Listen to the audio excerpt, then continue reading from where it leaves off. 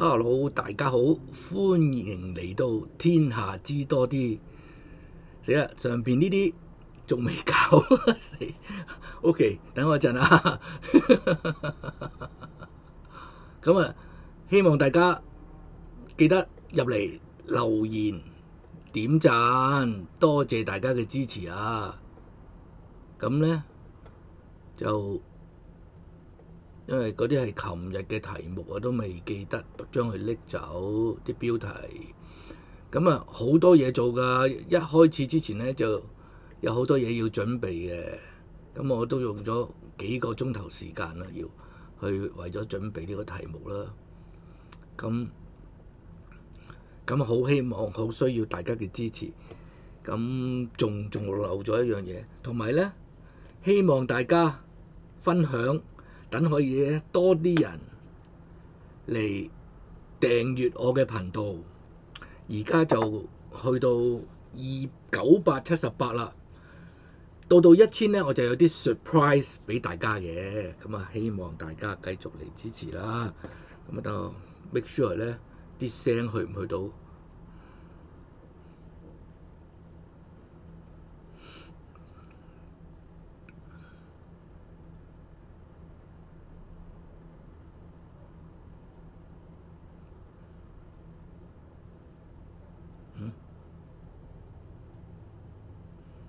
出咗去未啊？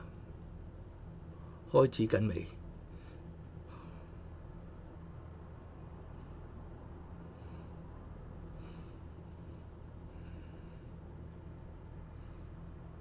？Hello，好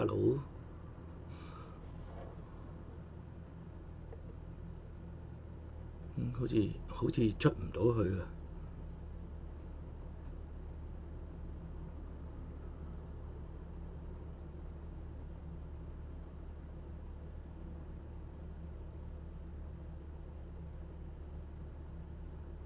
出到啦！好多謝大家。好似傻傻地咁樣，睇下先。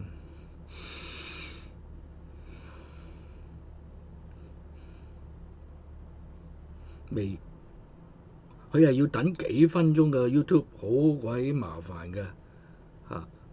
咁咧，咦？陣間咧我就會而家喺後邊澤連斯基啦，我就會攞去嗰個演説咧，就同大家分享嘅。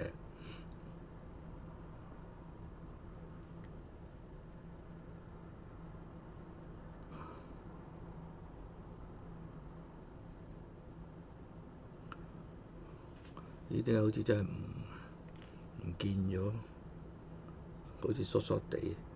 等我試下先啊，唔好意思啊，要 make sure 嗰啲，因為睇唔到，我而家睇唔到有幾多人上咗嚟啊！突然之間，見到有一個人，第一個人見到有一個人啦，唔知係咪自己嚟嘅添嚇？其實好緊要嘅，因為呢個咧係阿 Trump 咧係會響呢個15號咧就會去阿拉斯加同佢講數啊，會傾呢單嘢㗎啦。睇下先，所以就澤連斯基嘅嗰個回應咧就好緊要咯，所以我就想同大家分享下。咁而家就係好似出唔到去咁啊！大家如果留個言啦，如果你見到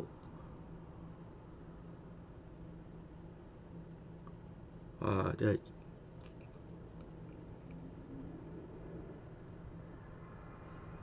係今日有可能出唔到啊！今日有可能又唔係好似去得咁順啊！突然之間唔知咩事啦。總之係咁嘅 YouTube 成日都係咁樣我搞我㗎，點知？琴日好地地啦，跟住今日咧就冇咗影嘅。咁 anyway，呢個咧會有中文字幕俾大家嘅，所以咧大家有可能要可以去睇住中文字幕，聽住佢講嚇。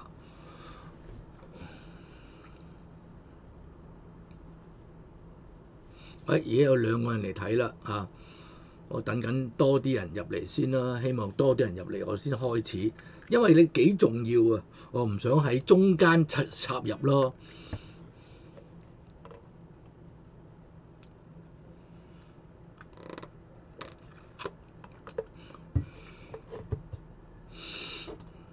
3個啦，多謝嚇。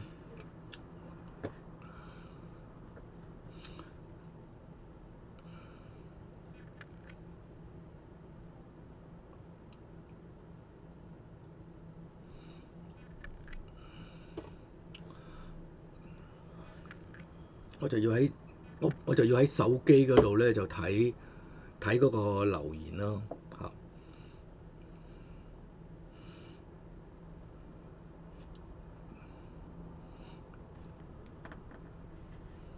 佢個手機版都好似出咗問題咯。咁希望大家繼續幫手去 share 去啲你嘅群組啦嚇，即係太多群組啊，我都冇可能全部去晒咯啊。咁同埋係都會講關於普京佢嘅睇法嘅。咁啊，希望繼續多啲人，而家到4個咯，多謝你，歡迎。而家係想等多啲人嚟咧，我先開始。琴日咧就好順利嘅，今日咧就好似就冇琴日咁順利啦。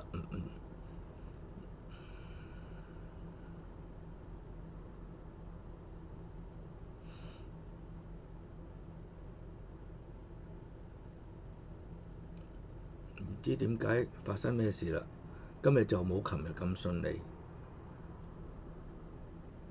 因為出咗手機版，但係咧竟然咧就唔係手機版，咁就變咗可能咧啲嘢咧就會有少少甩碌㗎啦又。因為特登出手機版嘅，就想啲人咧，即係而家其實咧係好多人都係用手機睇㗎啦，唔係好似以前咁啊。5位啦，多謝嚇。我而家我想自己打返留言都打唔到，我想打留言都打唔到，唔知點解咧？睇下係咪我邊度出錯先。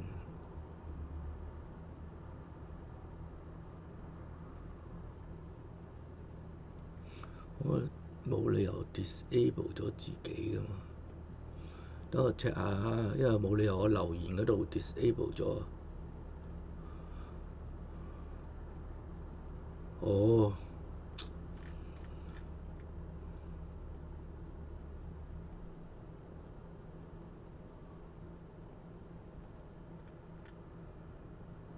等我陣嚇，可能有啲 setting 咧整漏咗啊，咁我就而家改翻啲 setting。希望大家繼續幫手去分享出去，話俾大家知話俾大家知我個 channel 咯。咁陣間咧，如果我今日希望咧就可以達成到去到1000個嘅，如果去到1000個咧，我就有啲驚喜俾大家咯。咁希望我可以今日就可以做到呢樣嘢俾驚喜大家。咁而家我試下改一改個 setting，睇下會唔會咧有得俾翻留言版出翻嚟咯。而家唔見咗個留言。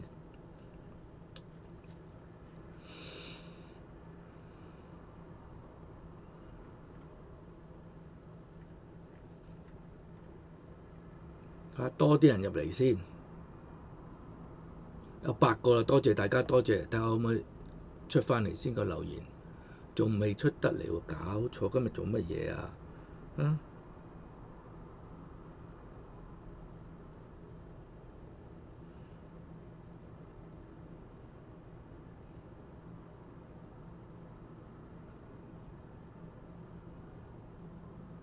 出翻嚟啦，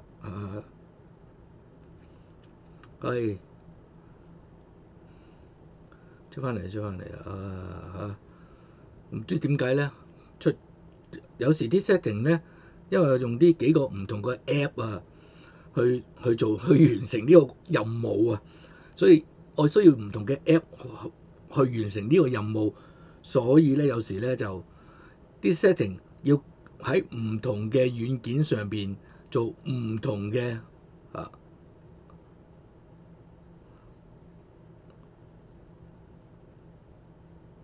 真係有時係嘛？睇下出唔出到嚟啦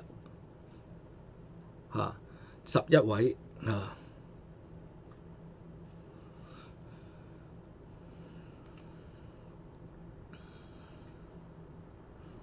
11位啦 ，OK， 希望大家嚟幫手，睇下撳唔撳到先，撳到 ，OK good， 11位慢慢飆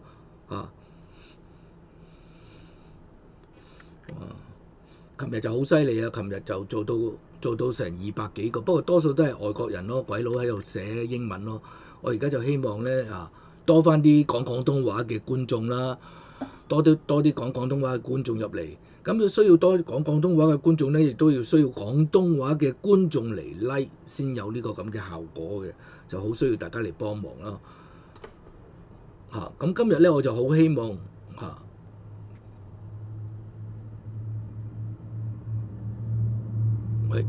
出翻嚟啦。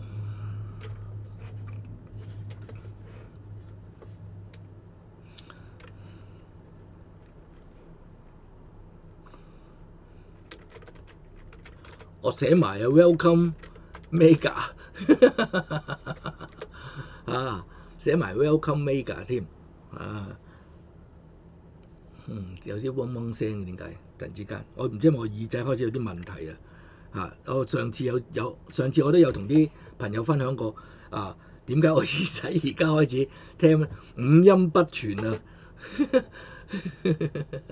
五音不全14位啦，多謝 welcome， 多謝14位留喺度咁我差唔多咧，我諗應該開始。如果你話喂開始啦，喂大佬咁樣，我咪開始啦咁咧我就會開始因為佢好重要呢個，因為阿 Trump 準備喺15號咧就會同呢兩位大哥一個普京同一個澤連斯基去傾偈㗎啦。咁今日咧咁澤連斯基咧就已經出咗個回應，就講咗好多嘢，入邊咧，即係大家亦都值得即係我覺得係值得去知道咯，因為話大佬講唔掂數，打仗㗎大佬咁一陣又整個係嘛世界大戰咁點算係咪先所以係即係我哋知道發生緊咩事咧就可以幫助我哋去面對，如果真係有咩事發生嘛。咁而家就好即係幾緊張㗎，個形勢係幾緊張，同埋咧再加埋就係本身阿 Trump 嗰陣時一開波嗰陣時開始當選之後就好老定㗎嘛，以為阿普京一定掂聽佢講咁一定會即刻停戰之類。結果咧就普京咧就一個屈尾十就冇咗呢回事，就唔咁澤連斯基又好串嘅條友嚟到咧，我哋白宮就諗住可以簽一啲即係 treaty 啦協議啦咁樣諗住簽，但係咧佢條友就串，佢又係即係我哋會覺得佢有種唔尊重，因為佢唔着西裝。咁其實我冇呢種咁嘅諗法嘅，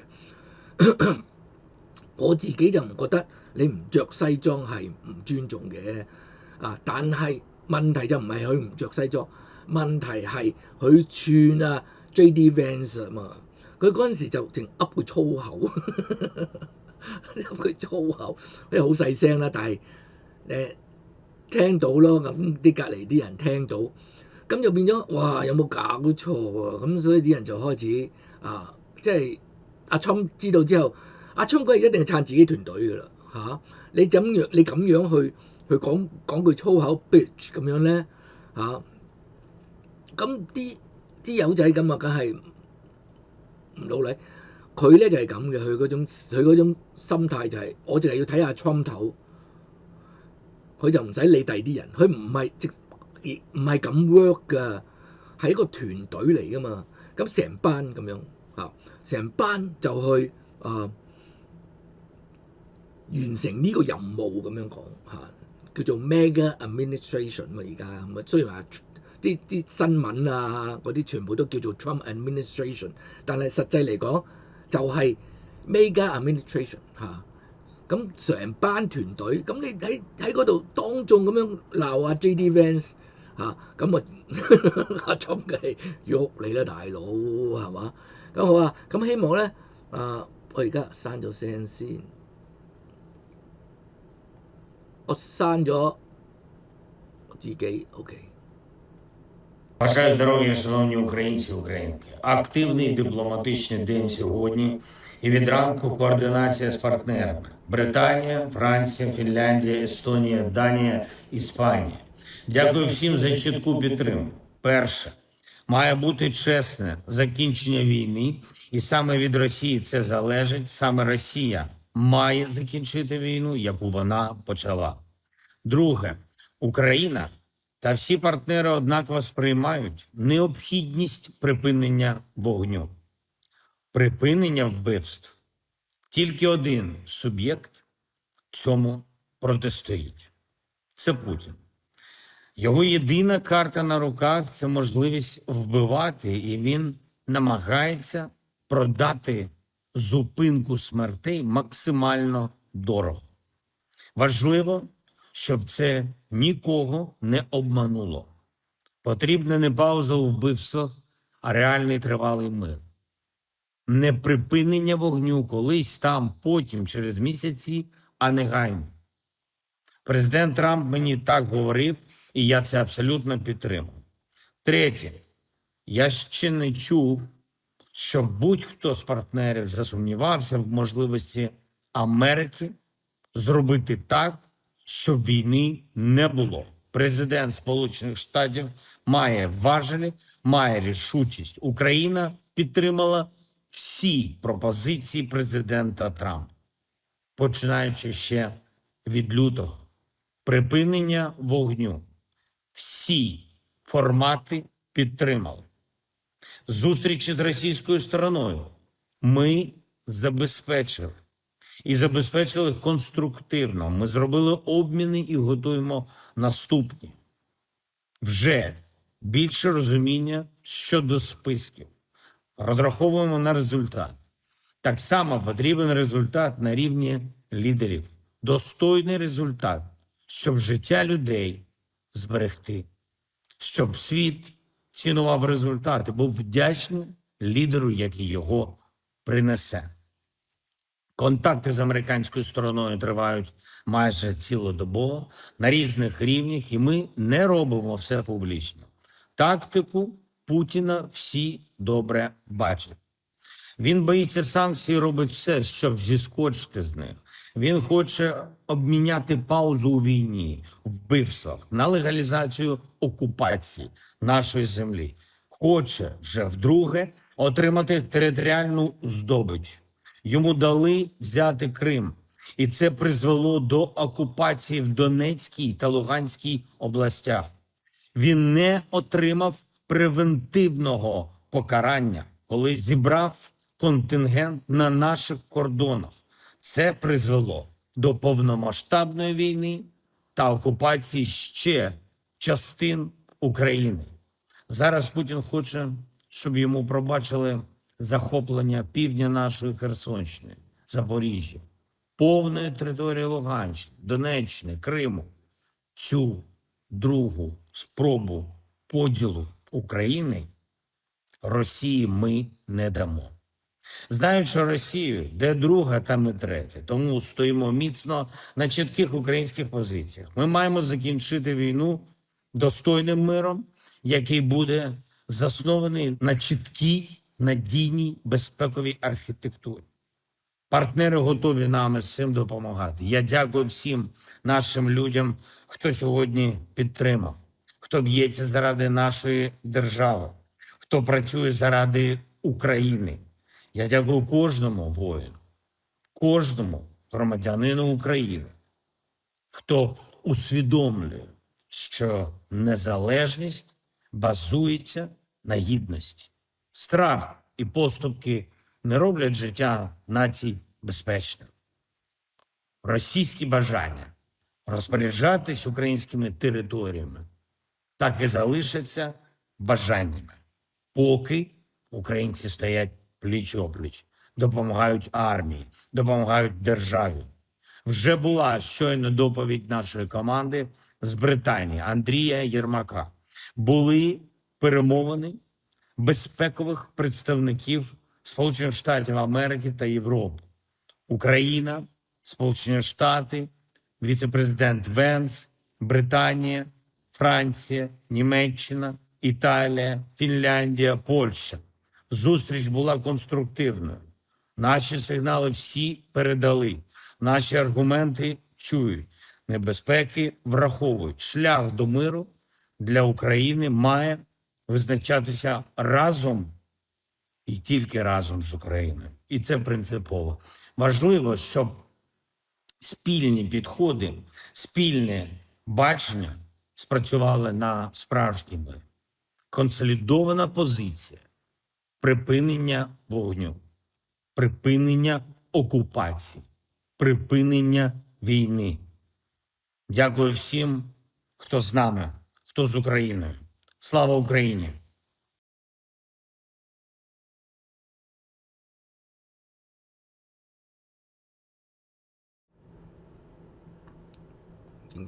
Припинення вогню.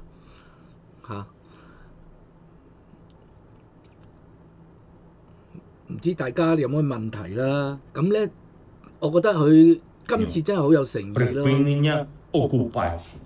Припинення. 佢今次係好有誠意嘅，唔係好似上次咁噶啦。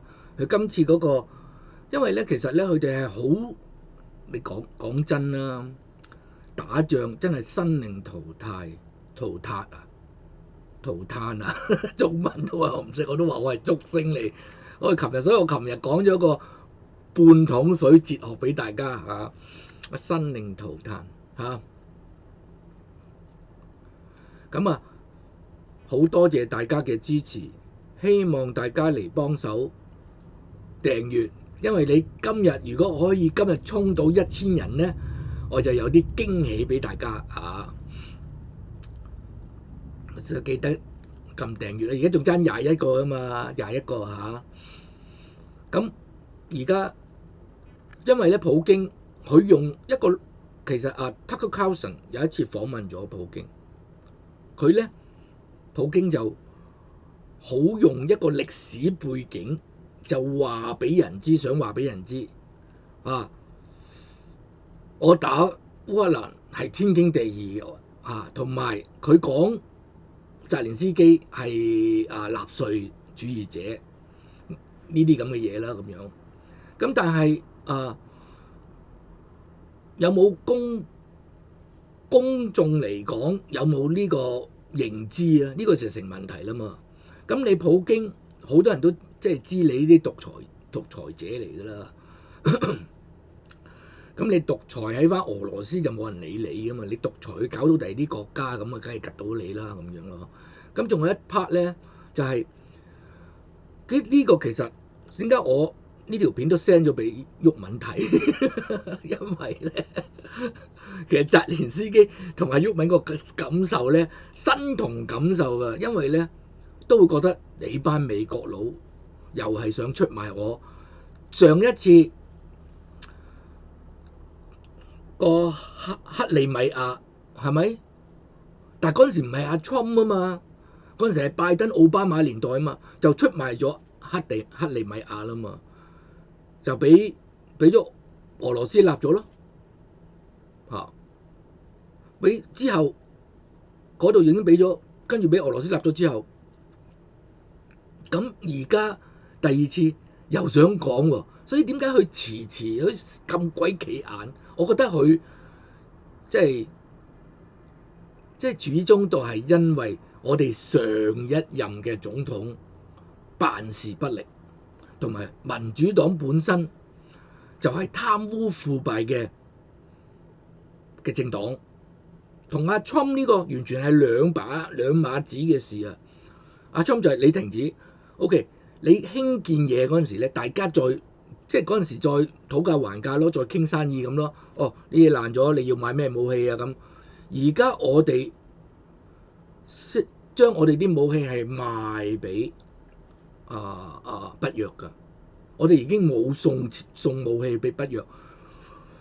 點解我哋呢個 Trump 政府 Mega Administration 係可以做到，而上屆拜登係做唔到呢樣嘢啊？因為佢冇呢個心啊嘛。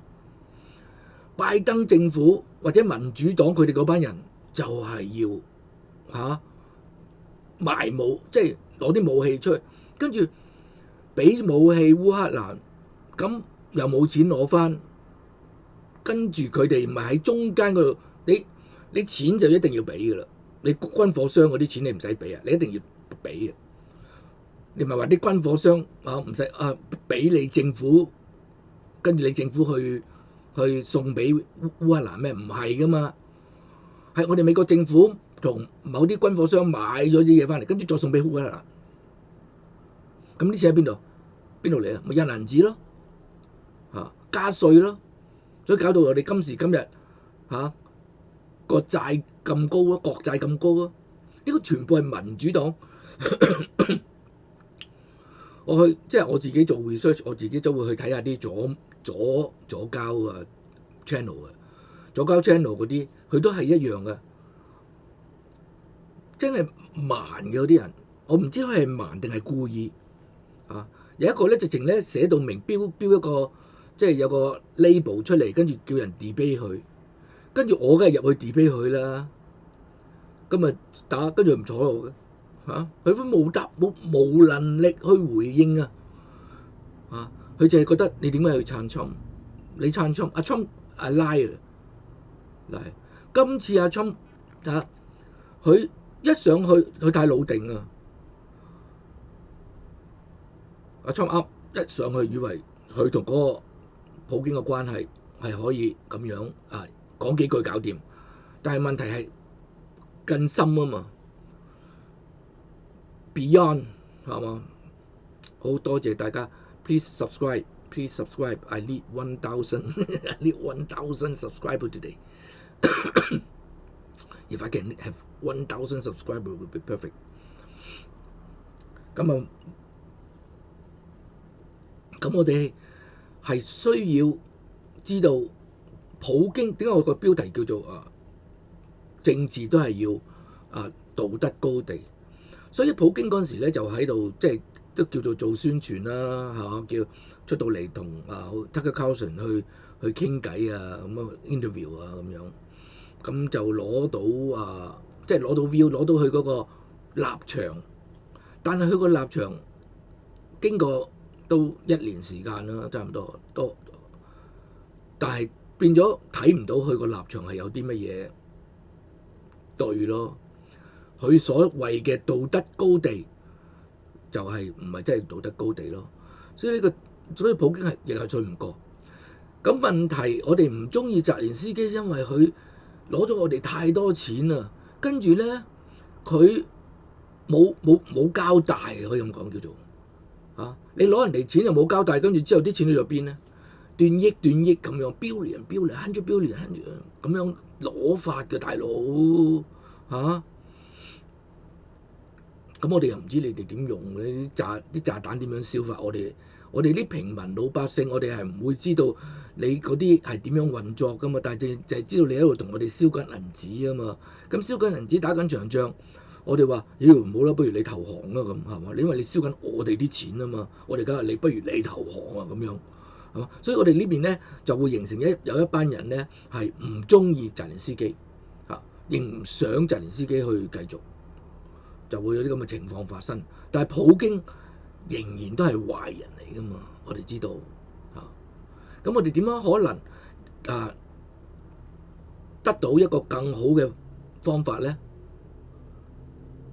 阿 Trump 呢啲就係要雙贏噶嘛，唔係雙贏啊，所以呢啲好難傾噶，因為你雙贏已經咁難啦，你要三贏啊！你唔係話要出賣美國喎，你要美國又贏。你要俄羅斯又贏，你要烏克蘭又贏，你要三贏嘅局面喎，真係唔容易所以今次係咪真係會成功？我真係唔係睇好啊。但係起碼就可能可以即係大家坐低面對面傾嗰陣時，可能有一啲更加清楚嘅大家想要乜咯，或者大家點樣去解決，以後唔好打仗。會唔會攞翻克里米亞？我諗就冇可能㗎嚇。但係會唔會澤連斯基企硬？我一定要攞翻克里米亞咧？佢條友有可能會做呢啲咁嘅嘢㗎，得寸進尺㗎。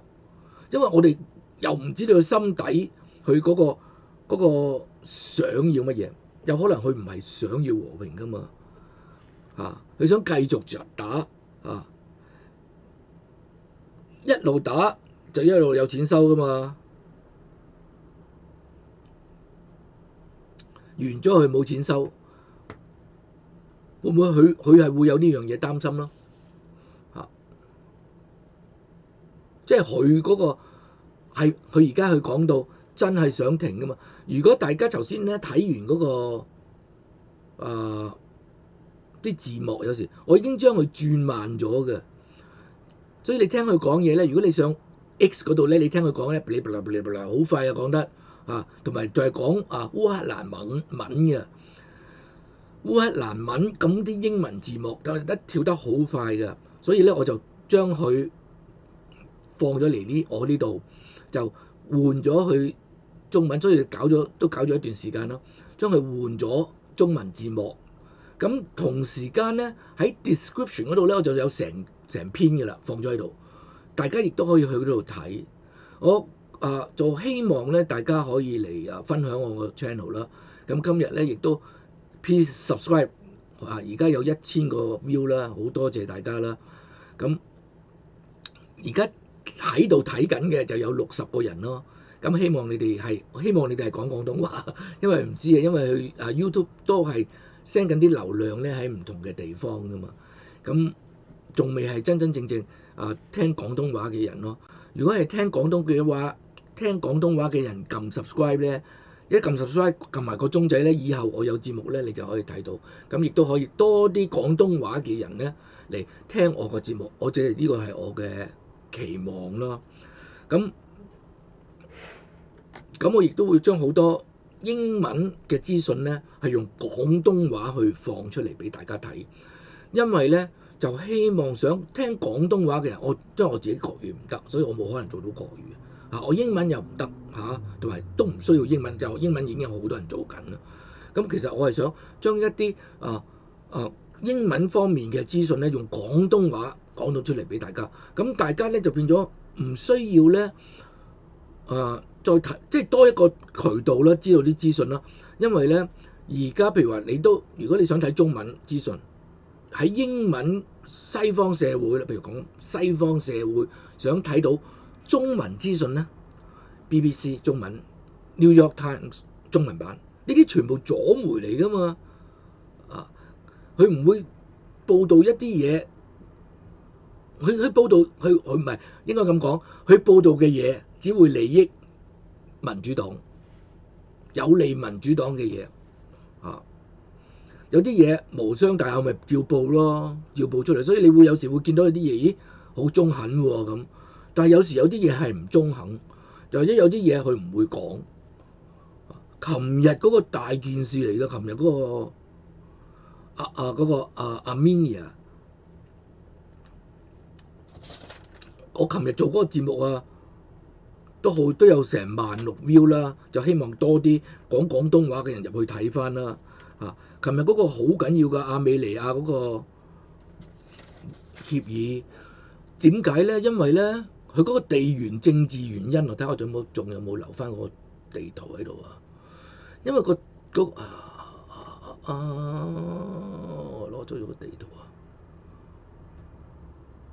如果睇翻琴日嗰個咧，係非常重要，因為喺個地緣政治裏邊咧，佢哋呢兩個國家如果唔打仗咧，同時間可以即係企喺美國呢一邊，咁美國咧就已經可以係容易啲控制喺中東嗰邊個局面，尤其是嗰邊就係上邊就係俄羅斯，下邊就伊朗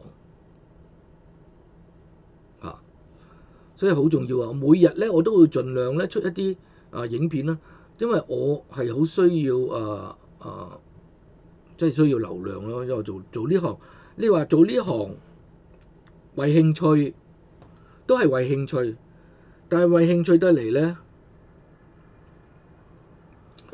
為興趣得嚟咧，都要即係有收入啦，希望，所以好需要大家嚟支持嚟訂閱啦。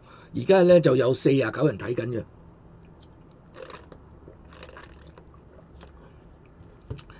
今日可能我要死掠啦，唔知死掠有冇用啊？死掠到1000，跟住咧我就有 surprise 俾大家。咁啊〜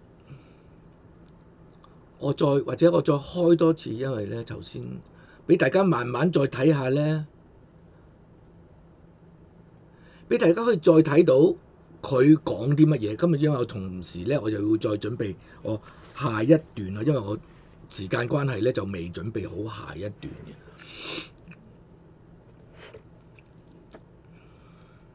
咁係仲有咧就係咧，等我呢個可唔可以好奇怪移咗位啊？唔小心移咗位，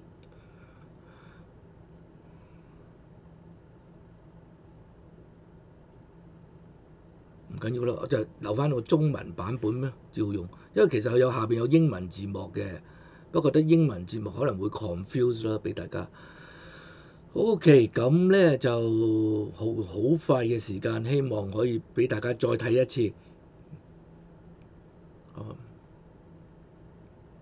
或者冇啊，或者等我都係放一放啊。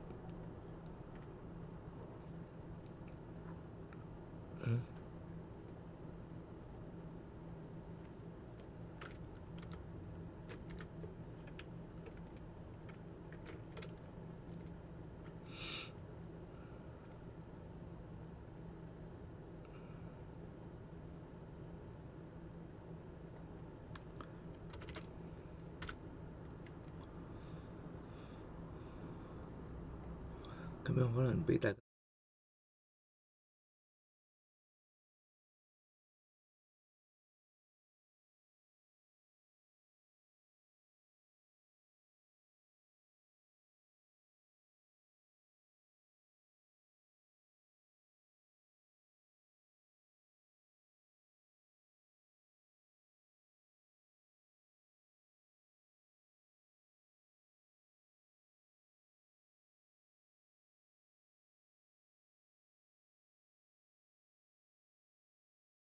Бажаю здоров'я, шановні українці і українки. Активний дипломатичний день сьогодні.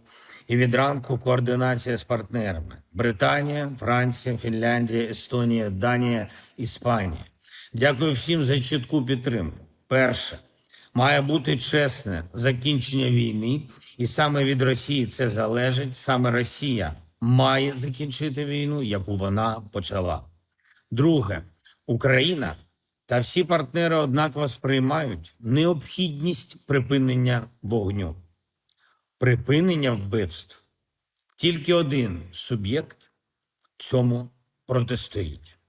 Це Путін. Його єдина карта на руках – це можливість вбивати, і він намагається продати зупинку смертей максимально дорого. Важливо, щоб це нікого не обмануло. Потрібна не пауза у вбивствах, а реальний тривалий мир.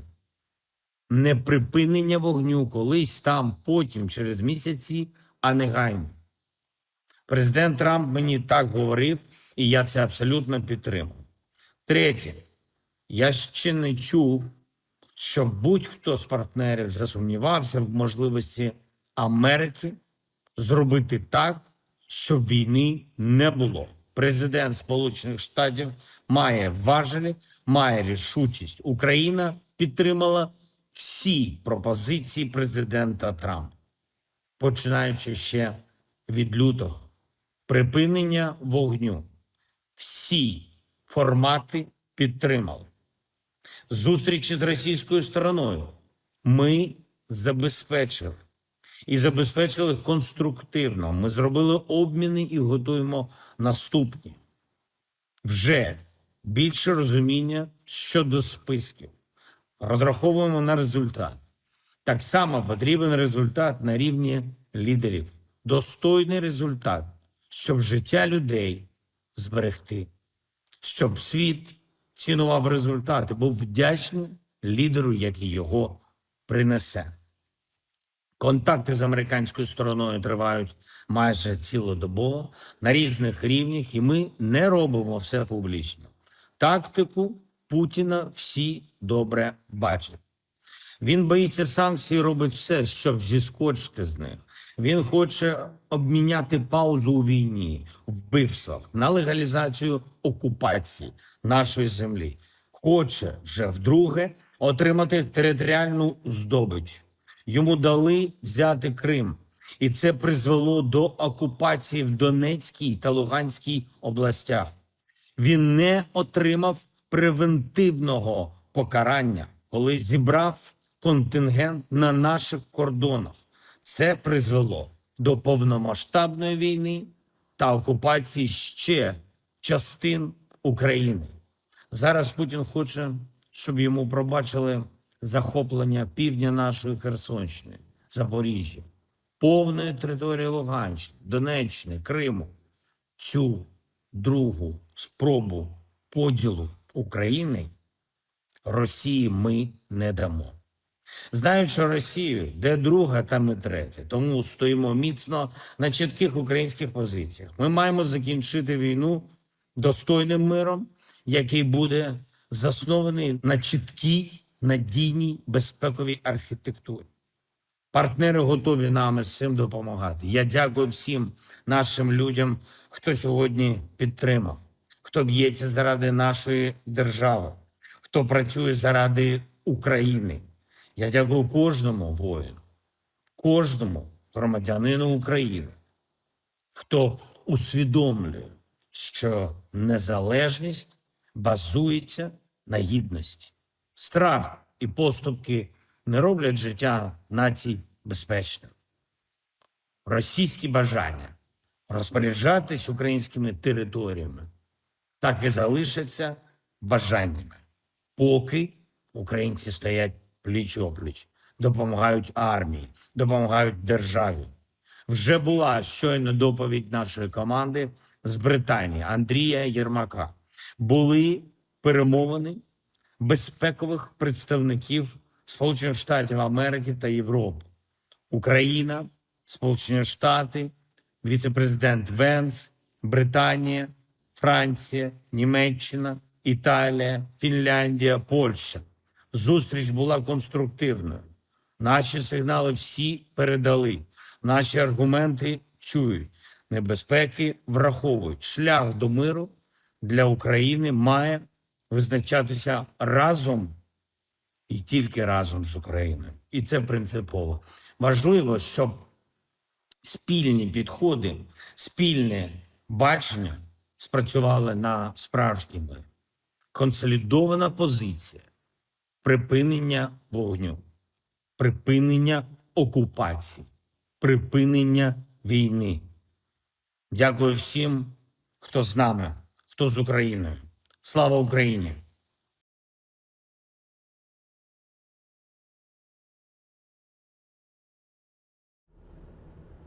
多謝大家嘅 subscribe，thank you，thank you。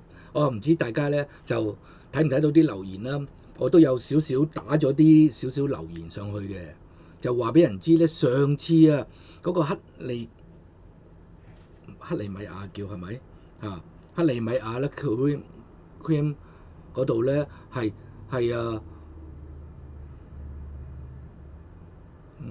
OK 係民主黨拜登奧巴馬年代嗰陣時出賣咗佢哋嘅，所以咧今次咧係阿 Trump， 咁啲人會以為阿 Trump 唔會去幫烏克蘭咩？阿 Trump 係偉大的總統榮耀屬於烏克蘭，係嘅，我哋嘅即係使到好多錢啦，想希望有個結，即係有個終結啦，同埋咧阿 Trump 嗰個咧就唔係，即係佢嗰個角度啊，就係唔想有人死，唔想一班即係打仗生靈塗炭啊，生靈塗炭咁樣啦。咁佢唔想有打仗啦咁樣啦，最主要就係咁嘅。咁佢邊個贏邊個輸，佢唔阿 Trump 我唔你哋自己即係我做中間人，你哋最緊要咧就係要停咗，唔好再打仗。點樣可以停到咧？就係、普京又要覺得贏，澤連斯基又係覺得贏，兩個都要贏嚇、同時間阿 Trump 唔可以輸啊，大佬嚇、所以呢個要三贏嘅局面係非常唔容易。所以咧，我頭先有個留言咧，亦都寫 In Trump we trust for this peace deal 咧，跟住有個禱告嗰、個祈禱呢個手勢嘅原因啦嚇，因為咧真係今次呢個咧，如果唔係要有少少即係去祈禱去交託咧，即係呢個好，亦都係另一個 impossible mission 咁滯㗎 ，mission impossible。噔噔噔噔噔噔噔噔噔噔噔噔噔嗰種嚟㗎嚇，即係唔係電影嗰啲啦嚇。琴日亞美尼亞嗰個，如果大家有睇就知道，亦都係一個非常僵嘅局面，打咗30幾年啦嚇，差唔多係 genocide 亞美尼亞咁嘅情況之下。大家要傾啊咁樣，咁阿 Trump 當然就係企喺亞美尼亞嗰邊，但係佢企喺亞美尼亞嗰邊，亞美尼亞屬於弱勢。如果琴日有睇咧，就知道因為個地理環境咧，亞美尼亞係屬於個弱勢嚟嘅。啲民主黨係唔會睇呢啲嘢嘅，仲喺度講阿 Trump 喺度掠水嚇。喺度做咩啲股票啊？呢啲咁嘅嘢嚇，股票升，股票唔升你就話唔升，股票升你又話阿 Trump 掠水。你攞啲民主黨嗰啲人就係咁噶啦，所以你點可能仲會相信民主黨咧？我哋唔係啊嘛，我哋唔中意阿拜登，就係阿拜登根本唔做嘢啊嘛，做唔到嘢出嚟啊嘛，派錢啊嘛喺度，一味就係識派錢，錢點揾啊？派啲錢喺邊度嚟？咁派啲錢喺度啲民脂民膏攞翻嚟噶嘛？佢唔係派佢自己錢嘛？佢自己就代平安噶嘛？好多嘢貪污啊嗰啲咁嘅嘢個個去做總統，做完之後身家10倍100倍咁升上去嘅阿 Trump 呢啲咁嘅蝕水嘅做總統做到咁，你大家睇啦嘛。仲話佢而家喺度掠水喎，喺度呃人錢喎。你真係有時啲人，你啲民主黨，你係唔係盲嘅咧？一睇到阿 Trump 嗰啲，有幾多個民主黨真係肯即係 open mind 去睇下阿 Trump 講過乜？阿 Trump 你要去成日聽阿 Trump 啲誇張嘢喎，佢係咁誇張噶嘛？做生意佬。個個都係誇張啊，大佬生意佬，你打工仔都係誇張。你有幾多個你去見工攞 resume 寫晒你真係咁多料㗎？你去見工你份 resume 一定又係誇張㗎。你寫晒你啲真係寫晒你啲咁多嘢，樣樣都好 positive 嘅。你講你自己呢個人之常情嚟㗎嘛？佢而家仲係國家元首，睇住咁多。即係呢度撳住唔好打仗，嗰度撳住唔好打仗。佢唔係好似以前咁啊！以前嗰啲撳住唔好打仗結果直情就打到阿媽唔認得，跟住咧收難民。收難民咧，拜登咧就代平安嘅，因為咧佢有個難民基金，有個難民接受難民嘅組織。一個接受難民嘅組織係點咧？你越接受多難民，咁咪政府咪越撥款俾佢咯。嗰個組織仲係收共產黨錢嘅組織。Hello Patrick 你好，所以你話根本民主黨你點可能啊？即係會有一絲嘅咁佢嗰班反 Trump 嗰班人，你都唔知佢反乜嘅，又話 Trump 係 king 喎，又話 Trump 係反 constitution 喎，阿 Trump 就係根據 constitution 就將 abortion 掟翻俾你哋啲州，就唔要 federal 管啦。咁啲人就發晒癲㗎，啲人係好緊張，佢殺唔到 BB 啊！啲民主黨啊，好緊張嚇。咦？嗰啲麻甩佬有班麻甩佬，你都即係如果你諗住哇，你想嗰個女人走去墮胎嘅，即係我覺得嗰邊啲女人即係唔好黐埋去咯嚇。有班男人就好想啲女人可以墮胎，咁你點可能你做女人你會黐埋去嚇？你做女人就梗係要明白到成件事，唔係話你強姦咗之後唔俾你墮胎，呢個又係大話嚟㗎嘛。全部落翻嗰啲每個州去理，因為每個州嗰個文化其實我哋美國50個州，即係50個國家嚟嘅。阿 Trump 就好尊重每個地區佢哋自己生產佢哋自己嘅一套voter ID，生產自己一套。咁你哋每個地區你哋自己去諗啦。有啲覺得我呢個州唔需要，或者我呢個州嗰個墮胎嗰個要或者要點樣撥款，咁你哋去搞咯。唔要聯邦傾咧，如果有傾 mindset 嗰啲人咧，就一定係想聯邦咁。奧巴馬咪想聯邦咯，standard education 嗰啲咁咪想聯邦咯，healthcare 係咪 universal healthcare 嗰啲又係聯邦咯，點可能咧？阿 Trump 就唔係啦，阿 Trump 就係你各個州最好你自己搞掂 ，state 俾翻 state 去管。咁你班想殺 BB 嗰班人殺 BB 嗰班人，佢哋要知道一班好吹，即係一味喺度游説選民嗰個組織就係 Planned Parenthood。Planned Parenthood 係墮胎組織嚟嘅，佢唔係 Planned Parenthood， 佢係叫做 Unplanned Parenthood。你墮咗胎，你點做老豆老母？點做家長啊？點做父母啊？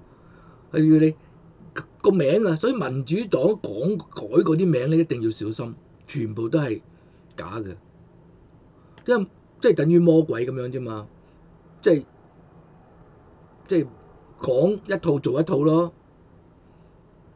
我哋共和黨嗰啲人唔會嘅，共和黨係咪全部好人咧？亦都唔可以係共和黨全部好人噶嘛。但係你睇民主黨大部分都係壞人啊嘛。呢個就係你要嗰個分析，要嗰個分析。我哋冇可能全部100%呢班人係同我啱嘴型，點樣都冇可能嘅。80% 已經好正噶啦，已經好勁噶啦。我琴日講係半桶水哲學啊，其實係50-50嘅啫，大家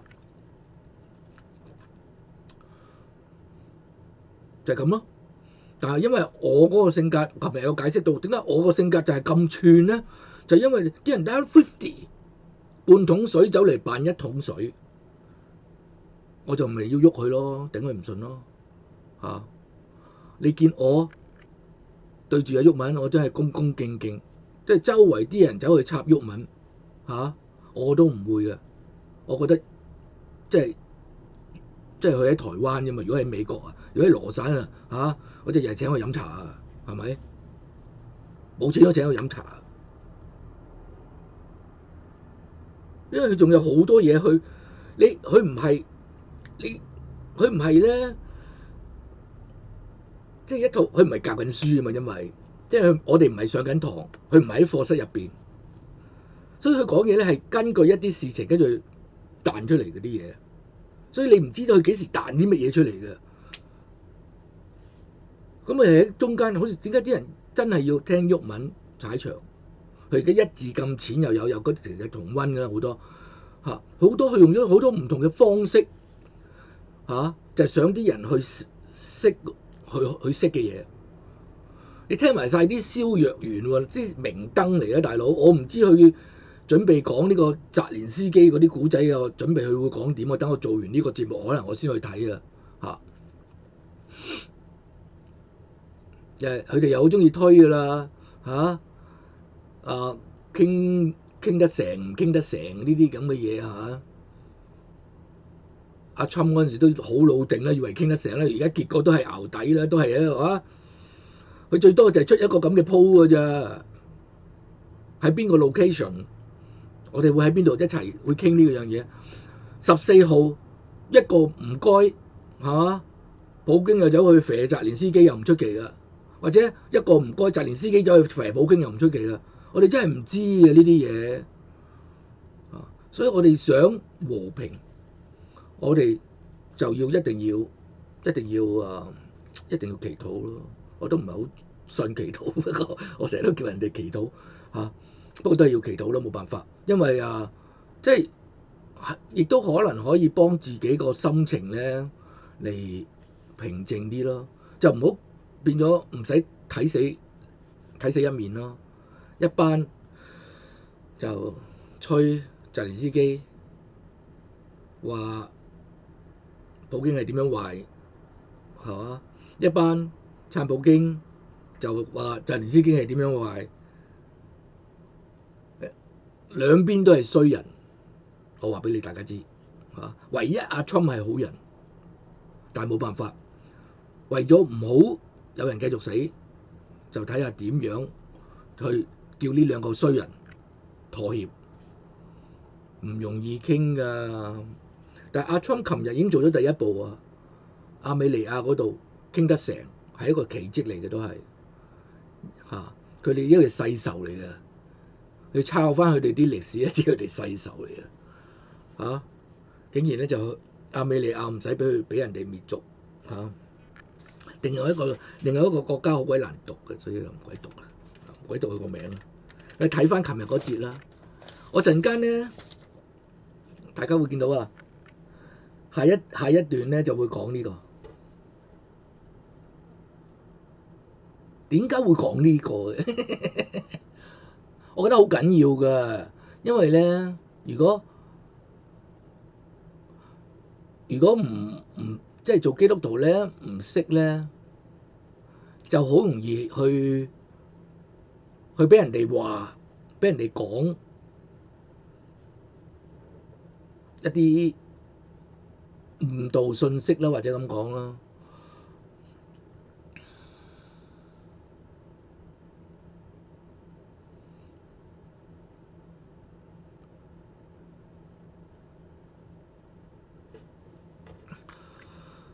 希望大家繼續訂閱，仲差15咋。講埋呢個唔知會唔會俾人走埋添啊？呢個係非常之爭議性嘅話題嚟嘅，亦都喺信仰嘅個宗教入邊個宗教圈入邊咧係非常有爭議嘅。所以咧，而家有幾多？剩翻43人啊！43人啊！咁咧呢個就唔知大家咧會唔會肯坐低，因為咧其實有幾個朋友咧，我哋啲網友啦有幾個網友咧，佢都係好專長呢個話題嘅，好有深刻研究嘅。我自己就唔係好深刻研究嘅，但係 Tucker Carlson 今次佢就揾咗一個專家，訪問咗一個專家。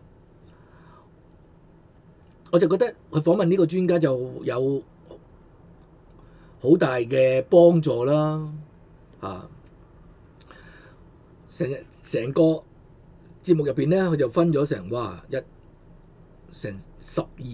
13段㗎，喺佢節目入邊，我就嘗試咧，因為時間關係咧，我本來都想分段放翻即係中文字放翻出嚟俾大家，咁可能要完咗之後，我先再放翻啲中文字出嚟俾大家。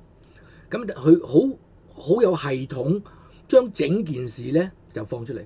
如果你已經有立場嘅，你對呢件事可以做參考，再睇多次，或者其實好多人如果有跟呢啲咧台長啊嗰個係嘛梁錦祥啊，佢哋呢啲全部都熟晒呢啲，佢哋中意啲呢啲嘢嗰啲人咧好多都熟噶啦。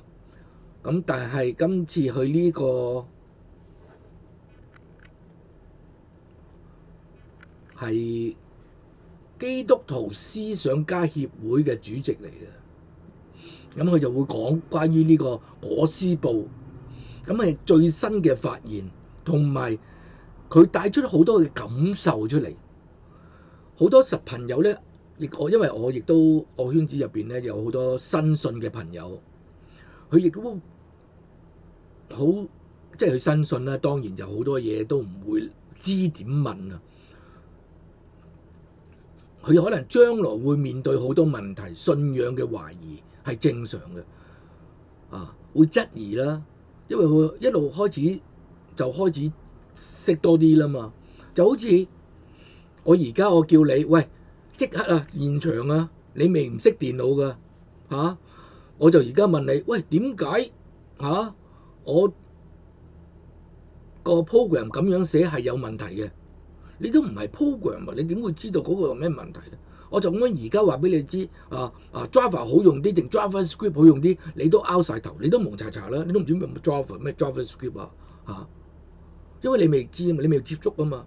好多初信嗰啲人咧就係啱啱接觸，咁咧未會有問題嘅，齋聽嘅啫而家。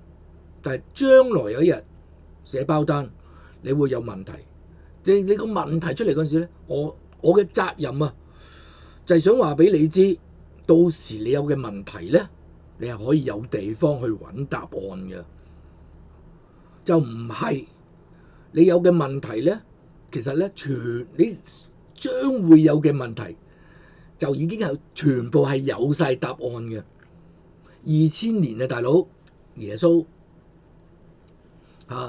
有好多人咧喺旁邊咧就穿穿插插加埋晒啲九唔搭八嘅嘢去混亂呢個好即係好實在好基本嘅一個信仰又唔使好多花巧嘢嘅，好實在好基本嘅。有啲嘢根本神都唔使你明你基本你做個人你都做唔掂。日日都係面對勞苦愁煩已經，你咪解決咗你啲勞苦愁煩、衣食住行呢啲，你都搞一世啦，係嘛？仲都會諗埋晒啲天使嘅嘢，咪嘥鳩氣嗰啲好無謂嘅，嗰啲真係做好自己，上帝本身俾我哋做嗰個本分，治理大地，管理學管理咁即係學政治咯咁呢個咧，等我先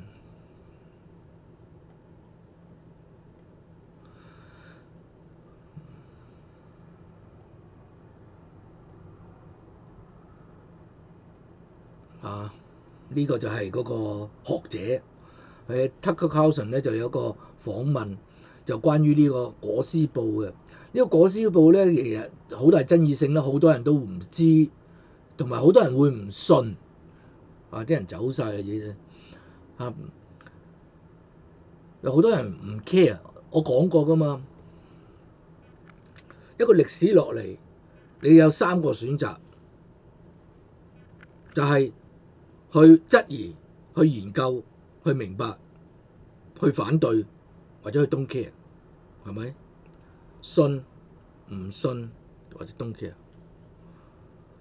咁呢個可能咧，好多人咧對呢個裹屍布呢樣嘢咧就覺得唔 care 咯。但係呢個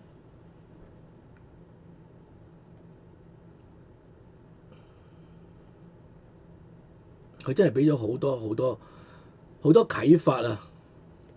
耶利米約翰斯頓啊，上面呢度都有英文啦，係嘛？呢度都有啊，寫咗啊 Jeremiah Johnston 啊，佢俾咗好多啟發，同埋好多嗰陣時嘅錯誤嘅應對俾大家。我同埋呢度下邊 Trump 呢度都刪咗佢，因為已經唔係講緊係 Trump 呢個題目。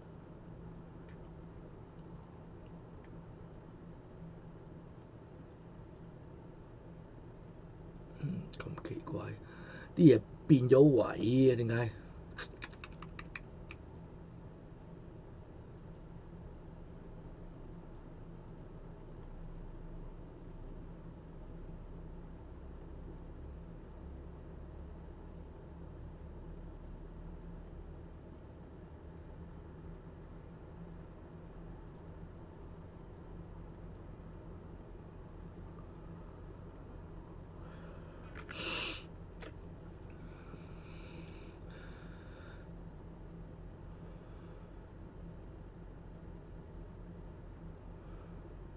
哦，OK，我知點解啦，手多多28，而家剩翻28人睇嘅嚇，而家先啱翻個位，係咯。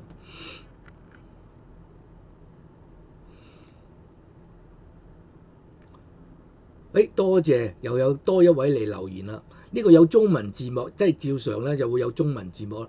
呢個我就冇去改過速度嘅，所以呢個係正常速度。非常之長嘅呢個，但係中間有好多好值得去參考嘅地方。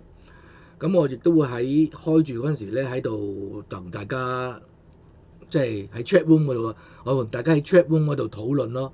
咁我本來以前咧就喺度下邊咧就整咗一版 chat room 咁樣嘅，但係發覺咧，如果嗰度又放咧，到而家啲人 live 喺度打嗰陣時咧，就變咗睇唔清楚啊，因為個背景好花，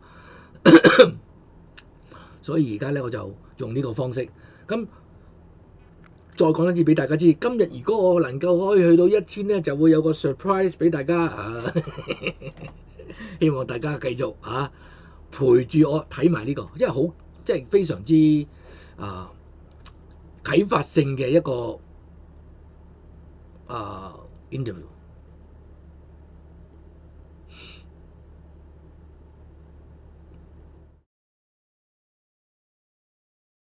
What's the Shroud of Turin? The Shroud of Turin is believed to be the actual burial cloth of Jesus of Nazareth. It's a very unique artifact because we get in this singular artifact the death, burial, and resurrection of the historical Jesus, and no other artifact does that. What is a burial cloth? Right. A shroud, which is mentioned in all four Gospels, Matthew, Mark, Luke, and John, is simply burial clothes. It's a linen garment that a corpse is wrapped in. And in a Jewish tradition, similar to a pita, how a pita, if you get a pita... Like and pita bread? Yeah, literally. It just wraps from over your feet, over the head, and then back around the front of the feet as well. And that is laid, that's when the body is laid to rest within the burial shroud. That's a shroud.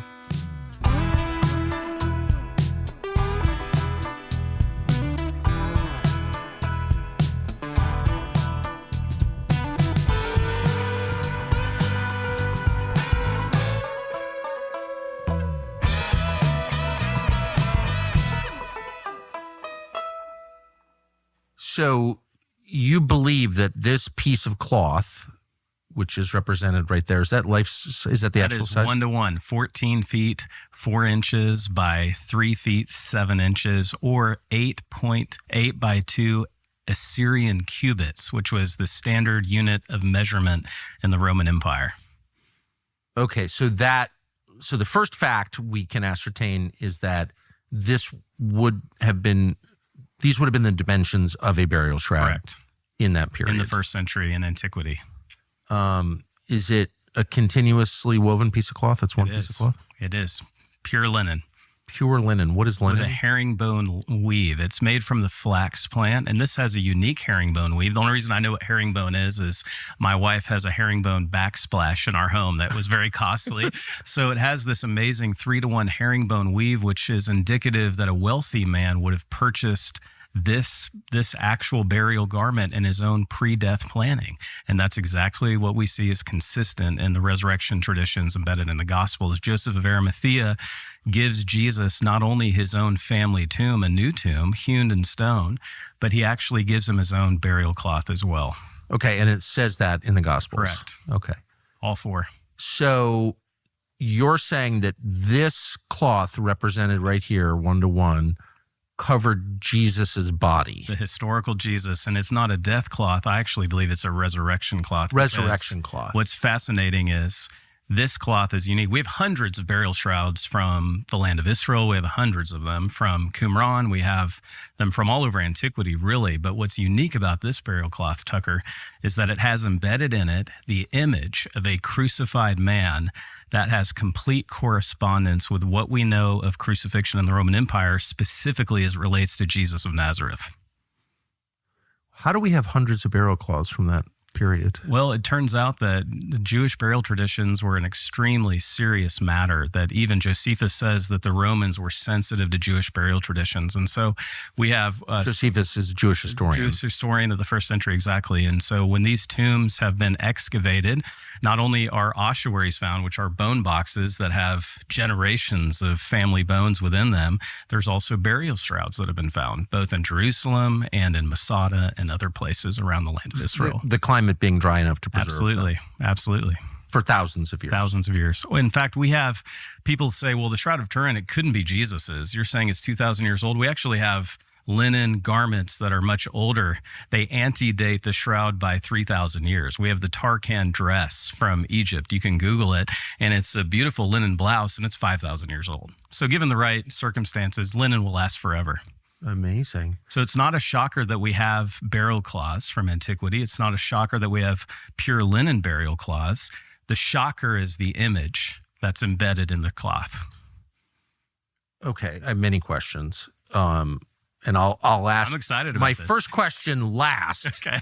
which is, wait, I thought the Shroud of Turin had been thoroughly discredited by modern science. Right. And we'll get to that, but let me just Stay tuned. provide a partial spoiler by saying what is factually true, which is no, it has not been. Correct. And actually, that science has been updated, as it so often is, and we know that it has not been discredited. But anyway, okay, what image is on this cloth? This is an image of a bearded man, a strong man, a muscular man, height of 5'10" to 5'11", which is interesting because the average Jewish height in the first century was 5'7" to 5'9", so this man would have been taller. He weighs around 170 to 180 pounds. And since this is a contiguous cloth, it's not strips. We're not talking about mummification, right? The Jews didn't embalm. They had to bury the dead on the day of their death. And that's what we see consistent with all the first century or late Second Temple. They did not embalm. They did not embalm late. And so they didn't practice mummification. This is why when you read the Gospels and women are coming to the tomb of Jesus on that, what became that first Easter morning, which we know is April 5th, AD 30, or April 9, AD 33, depending on which year you go with. Women are coming to complete the spicing of the body. Why? Because the body would stink. The body's in rigor mortis. Jews would mourn the dead for 7 days inside the family tomb. They would mourn, they would spice the body. And so the women are coming there on that first Easter morning, not realizing they're going to be the first evangelists of the Christian faith because the tomb is empty and they see Jesus alive again. What does it mean to spice a body? They would perfume it with myrrh, with aloes. Because of Jewish burial traditions, remember when Lazarus dies, he's been dead for 4 days. And Mary and Martha are like, Jesus, don't open the tomb. The body stinketh, according to the King James Version. That's why they would spice the body, because for 7 days you mourn the dead at the family tomb. So you have to sit next to the corpse, Right, and in the the corpse corpse. is rotting. Yeah, I've been in hundreds of Jewish burial tombs. They're all like the shape of our hand. And so you would walk in the tomb. It's always cut out of limestone. And the tomb has different niches. So the fingers represent the niches, but you would pray, you would worship, you would mourn the dead inside essentially a gathering point within the tomb of Jewish burial traditions. And there'll be slots cut Right, into these the niches. limestone. Right, and in those niches are these bone boxes called ossuaries, because 1 year after your family member, your loved one died, you would collect the bones, and those bones would then be placed in a bone box. This is a thing called ossolagium, and that's why when you go to the land of Israel today and you see 150,000 bone boxes on the Mount of Olives, that's all Jewish burial traditions. And so this is very insightful, because we see a correspondence with everything we learn about the shroud, and it bears correspondence with the first century world of Jesus. So, okay, but of the hundreds of thousands of shrouds like this that exist, why do we think this one has an image of Jesus on it? Because all of it matches the way in which Jesus was crucified. And that's what's powerful about the shroud. Okay. For example? For example, on the shroud, we have blood all over it. And the blood is interesting. It's been tested. It's type AB blood, which is Semitic blood. The fewest amount of people in the world, only 6% of the world's population has type AB blood. And so this is human blood. It's male blood. It's not blood of an animal. It's not a hoax. You would have to actually kill someone if you were trying to reproduce the shroud, because we have pre-mortem and post-mortem blood all over the shroud. So that's interesting. So this tells us that someone died a torturous death, a death where he was flogged. We see scourges. There are hashes all over the front and back images. What we have is the front on the left, lined up perfectly here in the middle of the camera. We see the face of the crucified man. And what sticks out, you can actually see between rib 5 and 6, a gash in the side. Well, Jesus, we know from John's gospel, he is penetrated through rib 5 and 6 by a spear. And that spear, John says, blood and water comes out. Well, that's post-mortem blood. We know that blood differs from the other pre-mortem blood on the shroud. So many of these factoids are indicative that this was a man who had suffered crucifixion under the Romans. They were experts at it. And we see that all of this bears correspondence with what we read in the Gospels about how Jesus died. How do we know that the man pictured on the shroud was crucified? That's a great question, because there are crucifixion nail wounds. You can actually see in the forearms of the crucified man. We see, by the way, wrist, hands, the entire hand, it's all the same Greek word. And so Jesus, we know that the nail penetrates through the wrist and the palm, and that's how the Romans would crucify their victims. In fact, we have 21 different evidences of crucifixion with nail penetrations just in the land of Israel in the first century. So this was a common way that the Romans had perfected in killing people. You should be experiencing comfort every single day of the year, and it should not be something that happens every so often when you get home from work. No, all the time, no questions asked. And that's why we recommend Cozy Earth. Cozy Earth makes bamboo sheets. Sound weird enough to try? That's what we thought we did, and we're grateful we did. Bamboo sheets are actually incredibly soft, breathable, natural, and regulate your temperature without artificial means. That means you and the person sleeping next to you sleep much better than you would, even if you prefer different temperatures, which is pretty common. That can save you a lot of arguments and help you to wake up feeling great.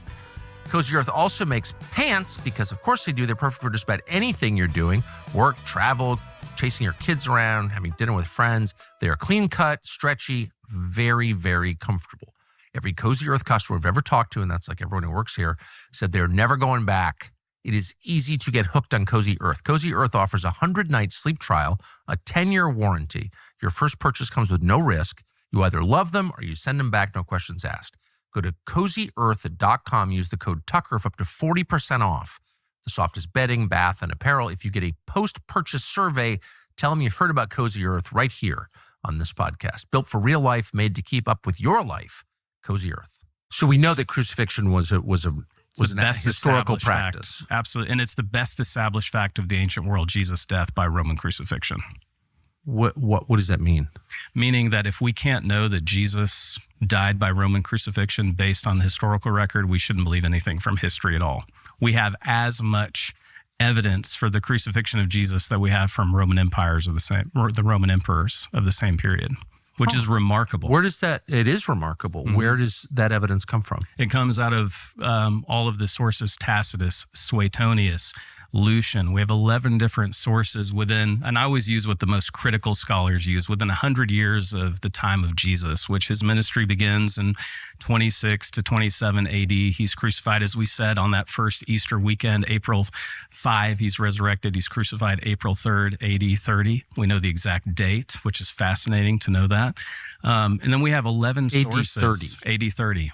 Right. And so we have 11 sources that talk about this Jesus, this Christus. He's spelled in variant ways, but they're all talking about the same person, this Jesus Christ, who's crucified under the reign of Pontius Pilate at the hands of the Jews. And that's written in Tacitus, Suetonius, Josephus. There's some remarkable work coming out with Josephus recently, that Josephus, who we've already mentioned, the first century Roman historian, he would have had a firsthand knowledge. He would have had friends who were at the trial of Jesus, and he writes about that. He was not a Christian. No. So of those 11, obviously you got the authors of the four Gospels who testified to this. You have Paul. You have Paul. Yep. Those are all followers of Jesus, Right. but you have non-Christians. Absolutely. You have hostile witnesses who give voice to the historicity of the death, burial, and resurrection of Jesus. Interesting. So what does the face tell us? The face is remarkable. When you look at this is truly remarkable. So let me back up for a minute. In 1898, the first photograph is taken of the shroud. Okay, remember, photography has only been invented in the 1840s. And so in 1898, when the shroud has been on display, the shroud has only been on public display a few times in its entire history. And right now, you have to see it through a private viewing. Very few people. This is the closest. This is what's so cool about our broadcast today. I mean, this is the closest the audience will ever get to the Shroud of Turin, what we're bringing today on your network. What's amazing when you look at the face is we see an actual image. In Seconda Pio, when he takes the photograph in 1898 of the shroud, there was no electricity in the church, Tucker, so he had to bring in generators. He had to take flash photography. The exposures took 14 minutes and 20 minutes. When I was in Turin, Italy recently, I saw the actual camera he used. It looks like a dorm refrigerator. He used glass plates to take the picture. And in the dark room, now Seconda Pio is a lawyer and he's just a hobbyist photographer, because who was a professional photographer at the end of the 19th century? And he's in the dark room. And I want to show you what he sees using my cell phone. And when I speak on our tour events, I have our entire audiences do this. If you take your phone and if you put it in classic invert and you just bring up the camera, and if you focus in, I want you to do something. I'm going to hand you my phone. I want you to focus in on the image, and you're going to see exactly what Seconda. Wild. Seconda Pio saw this image, and he's a follower of Jesus. And he believes he's looking at the face of Jesus Christ. Keep in mind, he would be the first one to see the face of Jesus since the apostles. And what does he say in the dark room in 1898, never more appropriately? Oh my God. And so in 1898, he sees this. That is really, it's so much clearer. Right. This is photographic negative. Right. The negative is actually the positive. And so if you trace and go to the back, I want you to look at the back of the image, the head, the blood, the back, all of those hash marks, the abrasions. I estimate there are 700 wounds on the crucified man of the shroud. No one was crucified the way Jesus was crucified in antiquity, the crown of thorns. You ask about the face. Seconda Pio believes that he's looking at the face of God. In that image, of course, he was immediately accused of being a fraudster, a hoaxer, because photography is so new, the darkroom, this can't be an image, right? He had to have faked this. I don't understand, just as a kind of physics question, like how would a photographic negative be clearer? Right. Isn't that fascinating? I mean, that's the thing about the shroud. The physics contradict the chemistry contradict the physics. Welcome to Shroud of Turin. You're being red-pilled on the shroud right now. I'm being baffled right now.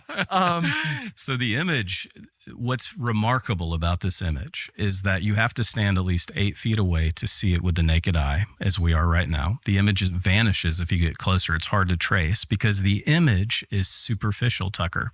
I mentioned the blood earlier, and there are pints of type AB blood, pre-mortem, post-mortem. Pints? Pints of blood all over it. I mean, this was a very very badly wounded man. So again, indicative of what we know of crucifixion. Pints of blood, type AB blood.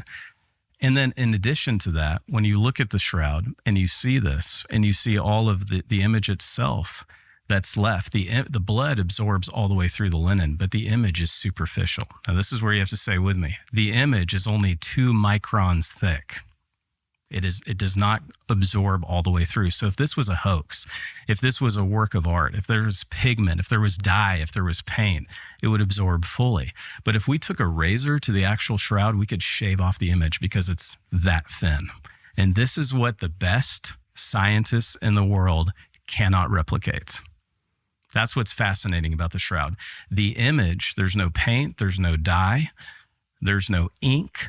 The image is actually something chemically has happened, and we believe it happened at the moment of resurrection. 34,000 billion watts of energy in 1/40th of a billionth of a second. A physicist, my friend Paulo De Lazo at ANEA Laboratories right outside of Rome, spent 5 years. He's a laser expert. He's a physicist who works with lasers. And they were able to duplicate the chemical change of what happens with the linen fibers. 34,000 billion watts of energy at peak power. But the thing is, it was a cold energy. It happened in 1/40th of a billionth of a second.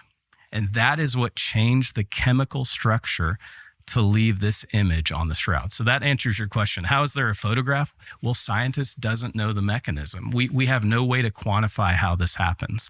The best scientific laboratories, when you look at it, Sandia Labs, the Jet Propulsion Laboratory, Los Alamos National Lab, ANEA Laboratories in Rome. The world's best scientists cannot reproduce this image that's in the shroud. Does any other of the many burial shrouds from the region and the period, do any of them contain images? None. We have blood on them. We have Hansen's disease, the tomb of the shroud. We actually had a leprosy. Yeah, exactly. That was discovered. The Bible deniers said there was no such thing as leprosy, so Jesus couldn't have healed lepers. Well, we have a shroud that actually has leprosy on it. None of the shrouds that we have this image, which you've just seen, which is, it's mysterious because the shroud is the most lied about artifact in the world, Tucker. And that's why I so appreciate you having me on your program today. It is the most hated artifact in the world. It's the most lied about artifact. It's the most misunderstood artifact in the world. I have an allergic reaction to Catholic relics. There are over 20,000 relics in the Catholic Church. And a relic is interesting because it has this apocryphal history to it, and yet it can't be studied by the physical sciences. The Catholic Church has only 2 artifacts now that we can call both an artifact and a relic. We have the Shroud of Turin because it can be tested through history, through sciences. We're going to get to the pollen spores. I mean, this is like a CSI experiment. When you look at the shroud, it's amazing. And then we have the Sudarium of Oviedo in Spain, which is the face cloth that John's gospel talks about that covered his face, that was in the corner of the tomb when the disciples came to see that the tomb was empty that first Easter morning in John chapter 20. So, and that cloth also has human blood. Guess what the blood type is? Type AB. You can't make this stuff up. It's mind-boggling. So that image was not really clear Right. to people until 1898. 1898, the first photograph. And then in 1931, Henri, the first professional photographer, takes these high-resolution images for his day. And that sent shockwaves throughout the scientific community. So much so that you have thinkers like C.S. Lewis. I used to live in Oxford when I did my residency, and I would often go to the kilns to Lewis's home. And you can go in the bedroom of Lewis's home, where the man lived, the great thinker of the 20th century, who was an atheist, who became a Christian. And I look up, and above the mantle in his bedroom, I can see it right now in my mind's eye. He has Henri's image of the face of the crucified man. Because every morning that C.S. Lewis woke up, he wanted to be reminded our God has a face. Jesus narrates God to us. If you want to know what God's like, look at the face of Jesus. And Lewis needed that reminder. And so if C.S. Lewis takes the Shroud of Turin seriously enough to have a picture of it above his mantle in his bedroom, where the first thing he saw every morning when he put his feet on the ground, I wanted to take it more seriously. Amazing. And he was, of course, Anglican, not Catholic. What kind of testing has been done, scientific testing? That is such a great question. This is where I went from being a shroud skeptic, because I was conditioned in Oxford in my residency that we deny miracles, we deny anything supernatural. Oxford is really a factory for creating apostate Bible scholars, by and large. I can say that having been there and been in faculty of theology in Keble College. I know that's not popular, but it's true. I would often go home to my flat in Summertown after reading the Greek New Testament with my cohort, and I would ask my wife, Audrey, am I the only one who actually believes in Jesus in this group? And that's okay. And I was conditioned that this is a Catholic relic. There's no historicity behind this. It's a joke. And I was conditioned by that. And then I was scary. And this is why your voice is so important, Tucker. So many people, they know enough to be dangerous. They're TikTok smart or they're YouTube smart. They have a soundbite, but they have no substance to their faith. And I want to have a substance to my faith. I'm a truth addict. I follow truth wherever it leads. And my pastor, Jack Graham, began encouraging me to just look into the primary sources for the shroud, not to pay attention to the blogosphere, but to pay attention to what do the scientists actually tell us. And once I began to look at the scientific studies that undergird all of the facts I'm sharing with you, I remember it took my breath away. The evidence was so compelling. So to answer your excellent question, given that framework, 102 scientific disciplines have studied the shroud and produced peer-reviewed journals, studies, and cases for all the different aspects. And when I tell you it's the most studied artifact in the world, I mean it. 102 academic disciplines have spent 600,000 scientific hours, like my friend Paul DeLazzo, studying the lasers, like my friend Bruno Barbaris, the mathematician from University of Turin, not a theologian, not a preacher, great guy, good friend of mine. Bruno is a mathematician, and he took all of the excellent questions you're asking me, the correspondence of how do we know he was crucified? How was he crucified? What blood type? Crown of thorns, nail print hands, nail scarred side, nail prints in the calcaneus, the heel, which is interesting. We'll talk about that.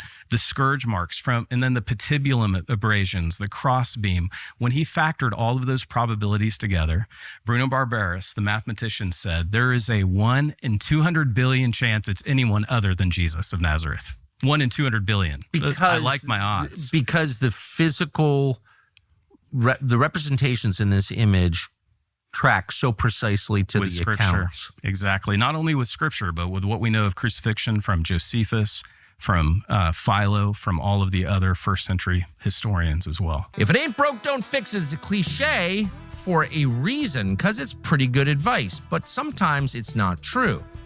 Cell phones are a glaring exception. You've got your cell phone, you've had it for years, you don't change. Sometimes your cell phone battery life fades, or maybe your processor can't keep up, but your phone is bound to run into trouble eventually, no matter what the problem is, and replacing it early is much better and often far cheaper than replacing it too late. Enter Pure Talk. This month, if you switch to a qualifying $35 plan, $35, Pure Talk will give you a Samsung Galaxy A36 completely free. Literally free. Just $35 a month for talk, text, and data, and you get to restart your phone life cycle without paying for a brand new device. So it's a scam-free deal, all on America's most dependable 5G network. It's like a cell phone that works as well as any other. It's just way cheaper, and they're not scamming you. So switching is a win for everybody. You save money on your cell phone bill. Pure Talk grows to hire more Americans to support more veterans, which it does. So go to puretalk.com/Tucker to get your free phone today. That's puretalk.com/Tucker to switch to our wireless company. It's America's wireless company. It's Pure Talk. What do you mean there are holes in his heels? Yeah, this is amazing. Can you describe crucifixion? What was it? Yes. What was the purpose? How did they die? Crucifixion was the most heinous way to die. It turns out humans are really good at figuring out terrible, tragic ways how to destroy ourselves. And crucifixion brings that to a fever pitch. The Persians likely invented it. Alexander the Great, who gives us the language of the Bible, Koine Greek, he also made crucifixion fashionable throughout his Hellenization of the world. The Romans come along and they take crucifixion that they learned from Greek Hellenization and they perfect it for 700 years. Remember, Josephus tells us that during the Jewish revolt, AD 66 to 70, Titus and Vespasian are crucifying 500 Jews a day. And so they were experts. Now, it wasn't like they had a crucifixion manual. There were 30 provinces in the empire during the time of Jesus. Remember, we have Pontius Pilate, who's governor. We have first Augustus, who's emperor, and then we have the other emperors who followed during the time of Jesus. There's 30 provinces, and the provinces would practice crucifixion in different ways, but it was in the Syrian province where Judea was, where it was particularly heinous. I already mentioned we have 21 different records of crucifixion with nail piercing.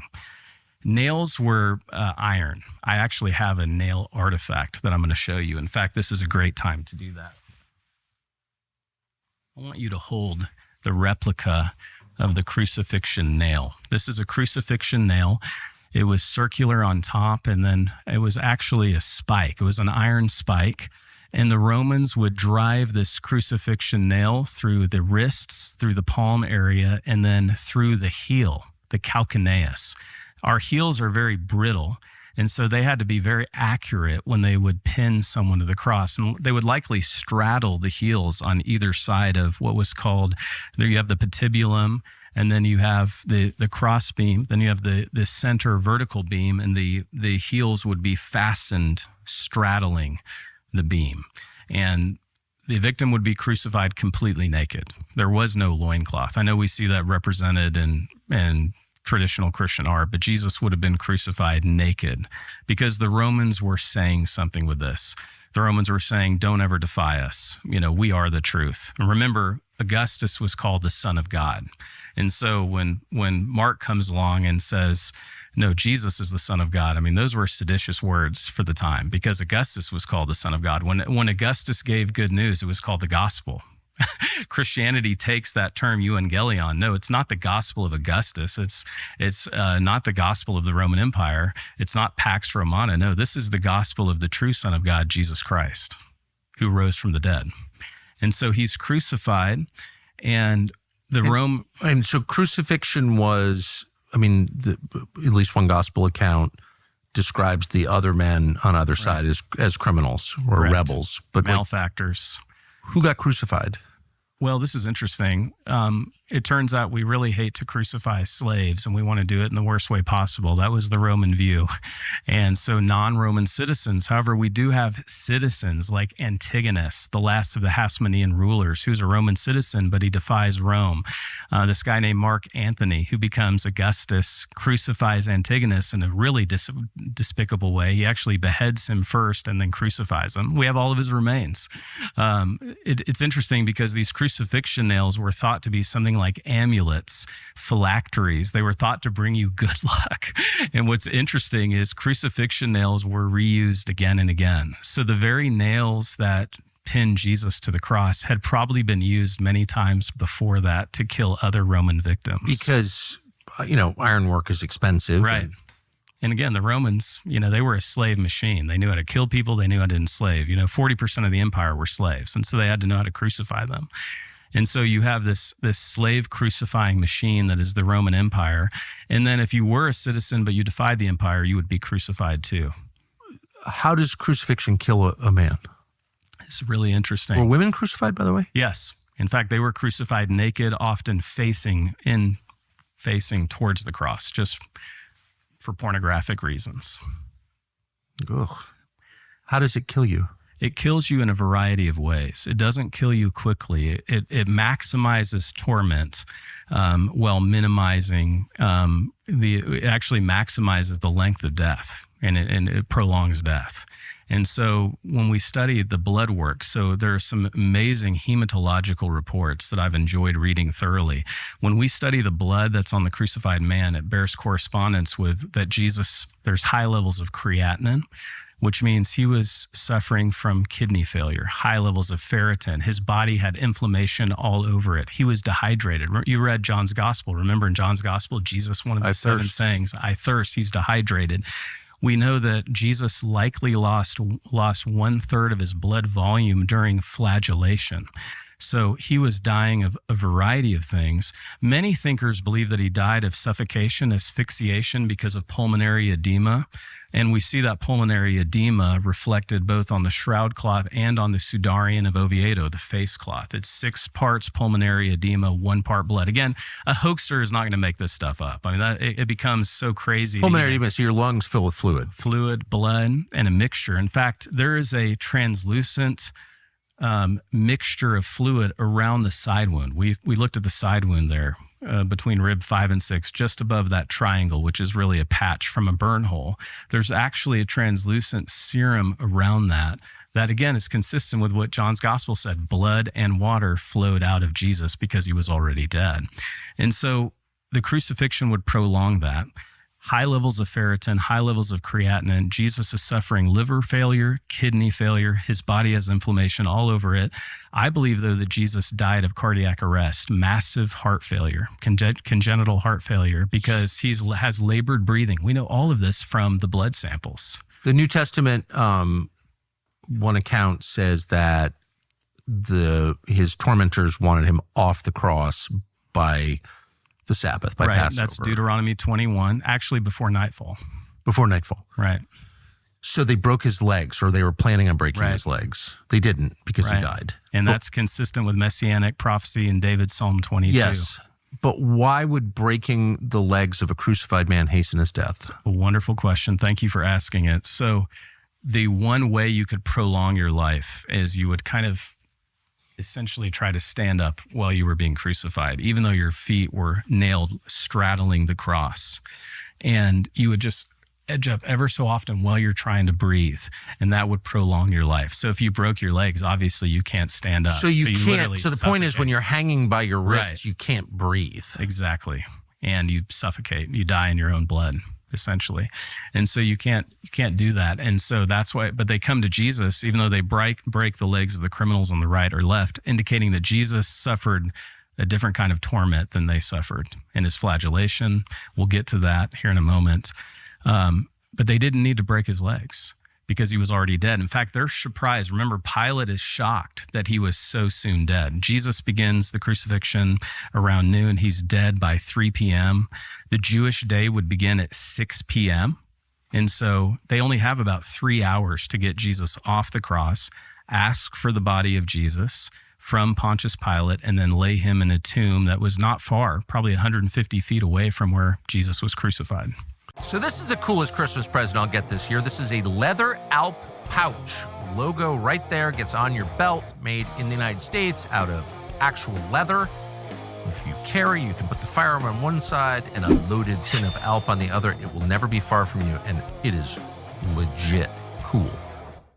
What does it mean that they carried the crossbar? Yeah. What's the crossbar? That is such a great question. So, and this is what's so amazing. When, again, I don't privilege this. I just look at this through historical eyes. When you look at the back, the dorsal image on the shroud, you can see that there are scourge marks all over it. But in the right shoulder, coming down at a diagonal, there are abrasions all over the back. We mentioned that Jesus, the man of the crucified man of the shroud, weighed around 175 to 180 pounds. The patibulum, which is just the crossbeam. So they didn't carry the whole cross. They would only carry the crossbeam. And again, that wood was scarce as well, by the way, in the Roman Empire. So that crossbeam would have been used again and again for other crucifixion victims. And so Jesus experiences the scourging, and then he's asked to carry the cross.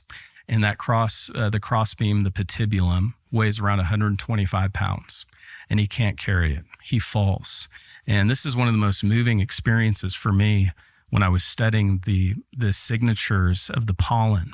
We actually have not just pollen, but we have limestone and clay soil that is native only to Jerusalem. And it's on 3 parts of the crucified man in the shroud. Are you ready for this? It's on the feet, obviously, because he walked barefoot. It's on the knees and then the tip of the nose. So when Jesus is carrying the patibulum, he falls. And he not only falls, he falls hard. He collapses and his face gashes the ground because we have in the tip of his nose actual soil from the land of Israel, from Jerusalem. So the crossbeam is the piece of wood to which his fastened. His wrists are nailed. And that's tied to the vertical post? Yeah, to match the Greek letter tau. So it would look like a capital T We see that. And he's tied to that post, but he's nailed to it. Make no mistake, he was nailed to it. Right, but the cross Right. is tied. Exactly. Why the letter tau? Was there a significance? There wasn't. The Christian movement makes it significant. Yeah. We call this staurogram, where you write the letter tau and then the letter rho, so the two letters, and we actually see that used in early Christian scriptures. It's like it's essentially just a quick way of saying Jesus was crucified. It becomes an early Christian icon. It's just, so this is not really an execution method per se, as much as it's like a way of torturing someone to Right. death. It's like, Absolutely. It's like the rack or the Exactly. spiked coffin or... But even worse, because it prolonged the Yes. agony as long as some would be crucified outside of Jerusalem. They'd be on the cross 3, 4, 5 days. So this was for the most reviled enemies of the state. Like there's no respect at all. This None. is not like executing a man by beheading or No. Oh, firing no. squad in Right, later right. periods. This is like this is for slaves, Right. insurrectionists, like the worst of the worst. And thinking about the heel, you think about the first gospel message. It's actually called the Proto-Evangelium in Genesis 3:15. Remember that first prophecy that his heel, he would crush his head, but the enemy would strike his heel. And we know that the enemy did his best to crucify Jesus and did strike his heel. And then you look at that blood that was prophesied even as far back as Genesis 3:15, that Jesus would smash the enemy's head with his feet, even though his foot was crucified and pierced. And we see that it did take blood, and a lot of blood. And I think sometimes we can look at this so academically, we forget, no, this was a real historical person who suffered this torment. It's just kind of wild if you think about it, that the early church took a torture device, like the scariest and most humiliating of all torture devices, Right. and made it the symbol of their religion. Totally. And I mean, again, if What you is and I- that? Well, if we were making up a religious movement, we would never start there. I don't think so. Make no mistake. I mean, if you and I No, wanted- because you'd want your God to be triumphant. You wouldn't Totally. want your God to be humiliated certainly by not crucified. not by some colonial governor and a Absolutely. bunch of local dumb religious leaders. Right. And I think the message in this, and there's so many points of application, many people wonder if God really loves them. And they say, well, how do I know God loves me? Or if I send away God's love for me? Paul wrote in Romans 5:8, but God demonstrated his love for us, and that while we were yet sinners, Christ died for us. And the shroud is a beautiful demonstration. It's a great reminder that God gave his best for us, Tucker, when he sent his son. He didn't give us second best. He gave us his very best. But wait, I mean, if God's going to come to earth and redeem humanity, why would he allow himself to be like ritually humiliated Right. and tortured in the most embarrassing possible way? Wouldn't he show up and be like, I'm God, like, you're all wrong. I'm here now. Daddy's home. Yeah. Like, knock it off. I have all power. He wouldn't, like, why would he submit to some like ludicrous local authority and die with criminals on either Right. side? It's like the Well, opposite of what you would imagine. It smacks of authenticity to me. Well, I agree with that because And- it's so not what you would expect. No, you wouldn't. And 2 Corinthians 5:21 says, God made him who knew no sin to be sin for us, so that in him we might be the righteousness of God. And so that means that God treated Jesus, and we see that very clearly and depicted in the shroud, as if he lived your life and mine. So in Christ, and this is the beautiful message of grace, he could treat us as if we live the life of Jesus. And that's the message of grace. It doesn't make sense. There's not an equation that's going to help us make sense of grace. But it's like the early church decided to brag about its weaknesses. Right. And that's the foolishness of preaching that Paul talks about. It's the foolishness of preaching. It's the wisdom of God to those who believe and foolishness to those who deny it. Walk through in clinical detail the torture that this Yeah. man endured before the cross. Tucker, it's something I'm still learning about because it takes my breath away. Even though I've published 250,000 words in academic works on the resurrection and on the physical torment of Jesus. I've published several popular books on it. I've talked about it, and I can't get over it because there's a realism to it that reminds me of how shameful my own sin is. Remember, But pretend you're a police reporter here. right? So Jesus is with his disciples at night Judas shows up Mm-hmm. in the bunch of olive trees are kind Right. of standing around. Romans show up, local religious authorities show up, grab Jesus. He goes on trial. Walk us through what Absolutely. happens. Well, it started before that. It would have started before that night because Jesus cleanses the temple, and he literally reserves his fiercest words for the corrupt religious Yeah, I establishment. noticed that. Jesus hates hypocrites. He hates corrupt religion. In this case, it was the corrupt Jewish priesthood. It was the corruption of what was happening and taking place at the temple. The money changers. You had to put all of your currency in the the Tyrian temple tax, and they were ripping everyone off, and they made God's house a den of thieves. Jesus clears the tables. That's a messianic sign. He's no, who can do that but God himself? Cleanse his house. My house shall be called a house of prayer. And so that's when they begin to decide to kill him. Who's they? The Sanhedrin. The 70 members of the Jewish ruling council ask Pilate to crucify Jesus under the reign of Caiaphas, who is the high priest. After Jesus rolls Right. into the temple and overturns the tables of the money changers and says, get out. They're like, we're going to crucify him. We're going to kill him. We want him dead. And again, Pilate had to sanction that. And so Pilate, being the politician he was, he says, okay, we'll do it. And so Jesus is arrested. He's taken to the home of Caiaphas. You can go to this home today. It's the first century steps that Jesus would have been led to Caiaphas's home. He spends his final night there, which would have been Thursday night. He is beaten. He's tortured. They put a blindfold on him. They began to hit him. They club him. There are marks on the crucified man that are different from the scourging. He's clubbed. Someone took something that's the equivalent of a bat and struck him with like a rod. And that's when they're saying, prophesy to us, preacher, who struck you? Because they blindfolded him. And then he is led from there to Herod Antipas, I find no fault in him. Send him back to Pilate. Everyone's trying to. Herod Antipas was he was the tetrarch of Galilee. He was one of the Jewish leaders who was put in place by the Roman Empire, who beheaded John the Baptist. He was the one who killed Jesus' friend. So he John was the Baptist. he was like a local guy who was a stooge of the Roman government. Totally. But from Galilee, but they all came to Jerusalem for Passover. So this is not unusual. And then ultimately Jesus ends up in Praetorium at the hands of Pilate. What's Praetorium? It would have been right off the Temple Mount, this structure where the Romans were headquartered to keep peace in the city. So you have the Jewish priests, and they have their armed forces that arrest Jesus, like their Jewish police. And then Jesus is handed over to the Roman authorities to be crucified.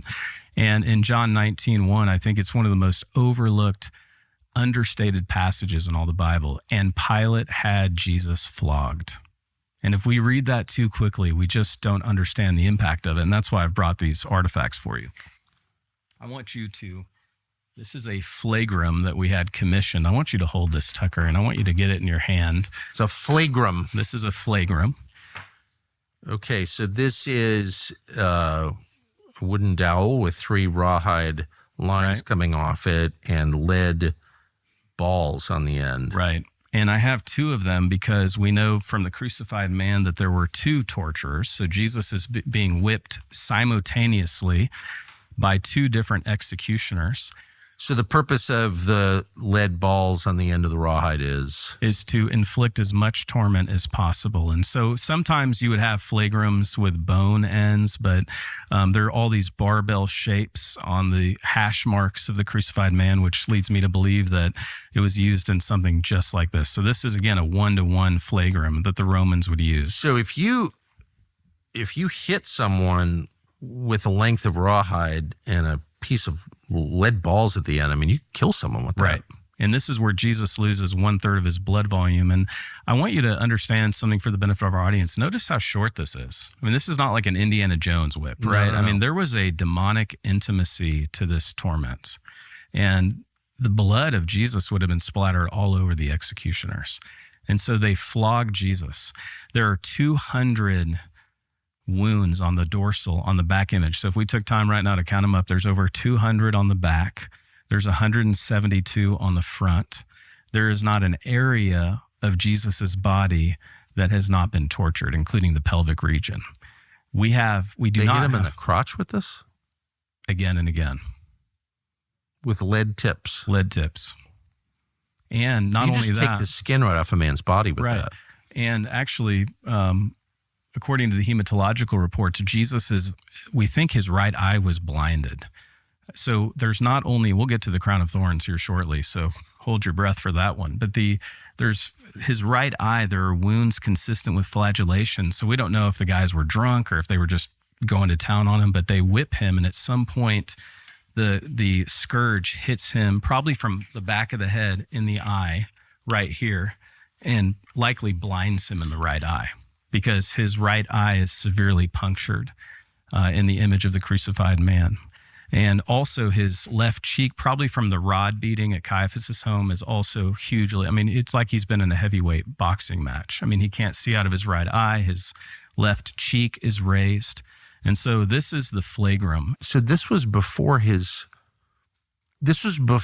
was sentenced to crucifixion, before he was sentenced to death. Pilate, again, he brings Jesus after, and again, so 372 wounds that we count, but again, we don't have the lateral side. So again, I want to reiterate, there's probably 700 wounds on his body if you count them up, and if you couldn't survive that long term, right? And this is where Pilate then fashions a crown of thorns, and he places it on Jesus, his head. And let me set these so we can make some room. So that's the halo of thorns. No, actually not. Let me show you. I thought it was a halo because you and I, we've both been so influenced by early Christian art and specifically medieval art. But this is what took my breath away. And I want you to be careful with this because these are Bethlehem thorns. This is the crown of thorns. This is the helmet of thorns. This was not a wreath, Tucker. This was not like a sweatband you wore around your forehead. They fashioned this diabolical crown of thorns, these Bethlehem thorns, that when they dry, they're as sharp as nails. You can feel that. I mean, it pricks your finger right to the touch. And they ram this on Jesus's head. And I want you to let this set in because there's 50 puncture wounds on the head, both the forehead, the top, and the back of the head of the crucified man of the shroud. 50 puncture marks. And so you can imagine. And that's all detectable on the shroud? Right on the shroud. You can see the back of the head, all of the blood pooling in the back of the head from this crown of thorns being rammed on his head. So Jesus has 700 scourge marks, and then they slam this on his head. And this is where Pilate brings Jesus before the Jewish mob. And this is where we hear in the Latin, ecce homo, behold the man, Pilate says. And he's bloodied. How does he even stand? We don't know. His love compelled him to stay standing on our behalf. And this is the point. You imagine seeing a man in this state. He will very quickly be dead. And it's not enough for the crowd. They begin to yell, crucify him, crucify him. Crucify him. Demons. And this is where Pilate says, I should also note, as a historical fact, he never did anything wrong. Like, he was never even accused. He was never accused of hurting anybody. Remember, all of the false witnesses came forward when Jesus is in this dummy trial at Caiaphas' home, and they say, well, he's a bastard. Remember, Jesus is accused of being an illegitimate child. Right. He's accused of blaspheming, of casting out demons by Beelzebub, by the worker, by the prince of demons. All of these false accusations are brought against him, and Jesus doesn't open his mouth. But just to be clear, even if the false accusations were real accusations, if they were true, he's still never accused of hurting anyone. Right. He committed in any no way. sin. No sin was But he's not found even in him. accused of it. Right. So, right. So just to put it in context, so it's not, they didn't even claim like he killed a man in Reno, shot a man in Reno just to watch him die. There's nothing like that at all. No. Or he cheated people out of money, or he, kicked out the money changers and stole the money. Exactly. Nothing like that at all. Right. This was diabolical in every sense of the word, as you rightly point out. And this crown of thorns, the first time I saw it was in Jerusalem. And Tucker, it took my breath away. It still takes my breath away. So the reason that you've revised, or you're going with the modern revision to the common halo of thorns, is based on the shroud, the blood record right there. Absolutely. The punctures, the wounds, basically the pathology of his head and his face and the back of his head. And this is what you asked, how do we know this is Jesus? Well, the helmet of thorns leaves it beyond all doubt in my mind. I believe this is a slam dunk case that the crucified man is the historical Jesus, without a doubt, based on the evidence. If you were to recreate, if you were to take the gospel accounts and Josephus and the 21 total accounts of Jesus' crucifixion, which I think is accepted by everyone, atheist and Christian alike, as a historical fact. Right. If you were to take all those facts from the record and try and create an image of them, could you create this? No. That's the fascinating thing. The best scientists in the world cannot explain how there's an image there, and they cannot replicate it. And it couldn't be replicated now. No. Even with our best technologies today, it can't be replicated in any way. So this brings us to, I think, one of the central questions, which is the provenance of this. Where did it come from? What do we know? That's the fascinating thing about where this has been for the last 2,000 years. Well, it turns out there's a scientist, a criminologist by the name of Max Frey, who was involved in the Nuremberg trials, a very respected criminologist. He spent 5 years of his life. Again, this is where I say 102 academic disciplines. These are men and women who risked their academic reputation. And again, why I'm so grateful you're bringing this to light today on your program.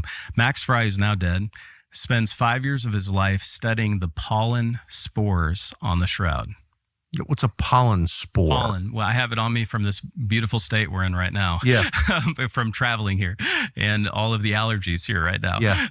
But there are 56 different specimens of pollen that Max Frey detects. From plants. From plants. From plant life, botany.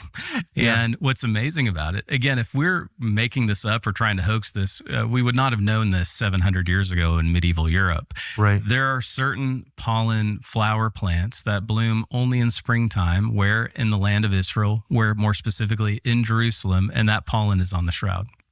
So you have pollen flowers that only bloom in April in the land of Israel, and that pollen signature, according to Max Frey, that pollen species, we have 56 of them, is embedded in the shroud chemically.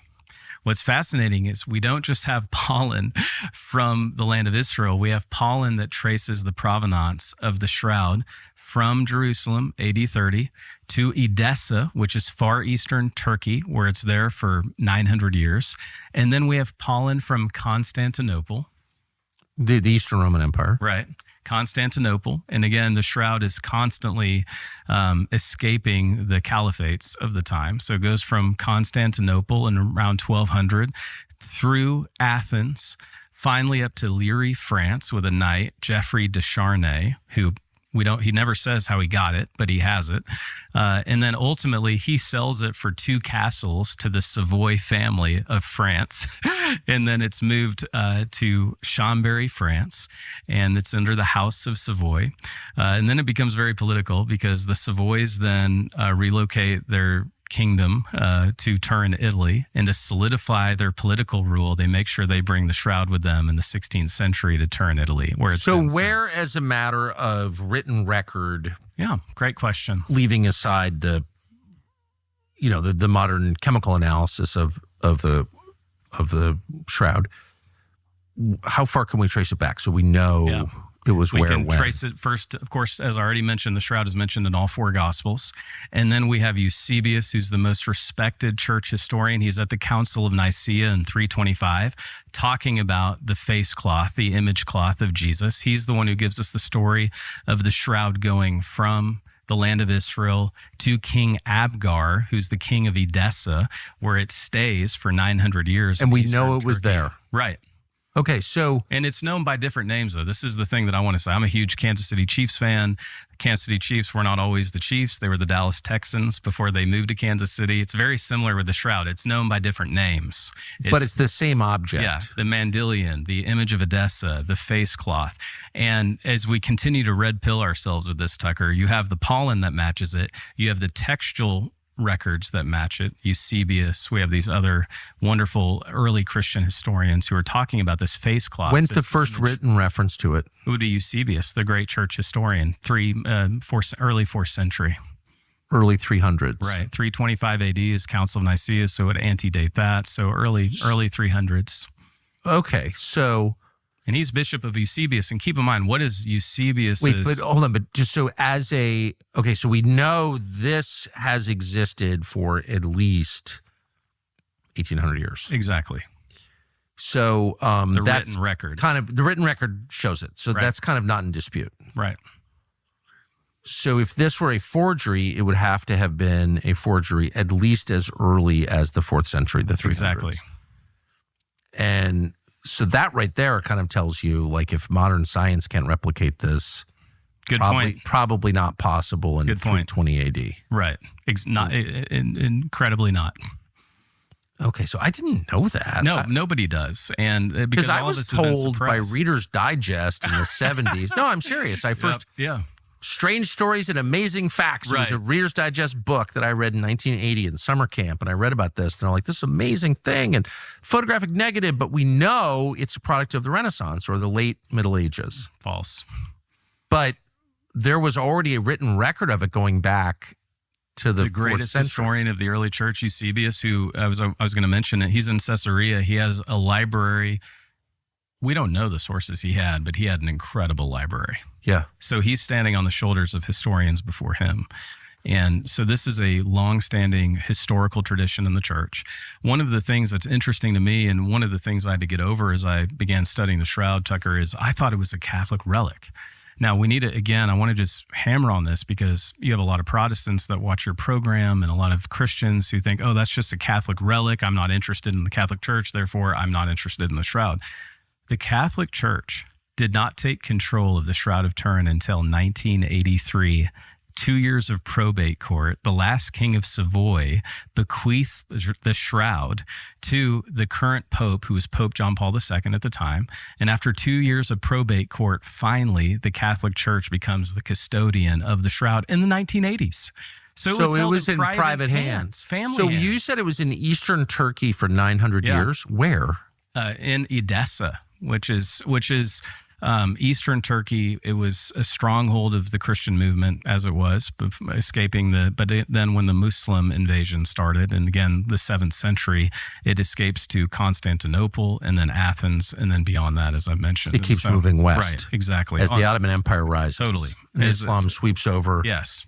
the land of the Because Bible. remember, Islam killed the bishops, the Bibles, and the buildings. Yeah. And so it's escaping that. So it's amazing the embarrassment of riches we have from an artifactual standpoint.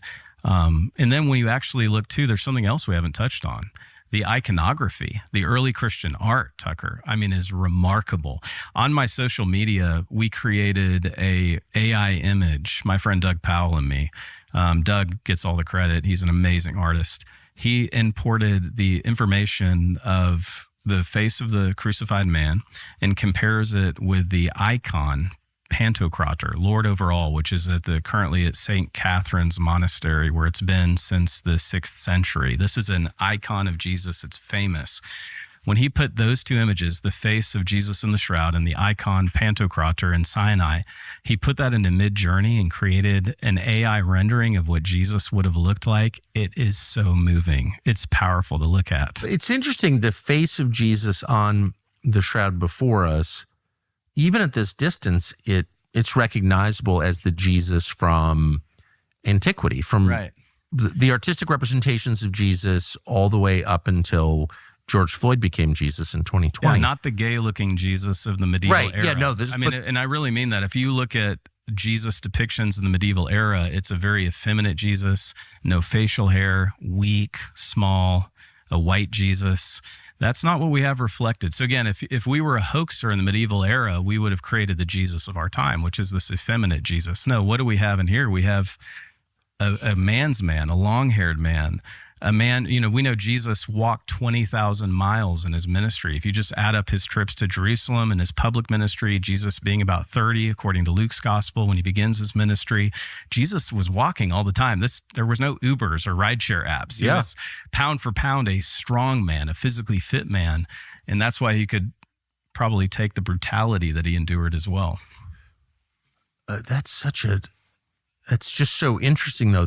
But the face is distinctive, and the face is reflected through Christian art going back a long way. Like if you just showed me that that face, I'd say, oh, that's Jesus' face. Exactly. So the question always was like, well, how do we know what Jesus looks like? And this is the shroud. answer. Yeah, and so all the icons, what we call them, is all the iconography, all the icons of Jesus, there's over 200 of them, they seem to have the same source material.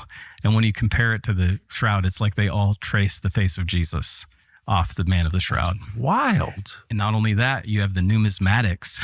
This is the study of coinage from the ancient times. Yeah. And you have all these Byzantine coins that look just like the image of the face of the man of the shroud. Yes. So like, what are all these people looking at if the shroud was invented, like the liberal scientists want us to believe and the liberal Bible scholars who are apostate, in the 14th century? So that's the claim. The claim is based on one fact, the carbon dating of 1988 that you brought up. 1260 to 1390 is what they wrote on the chalkboard in October of 1988, that the carbon dating said. So let's get into that in some detail, if you don't mind. I would love to.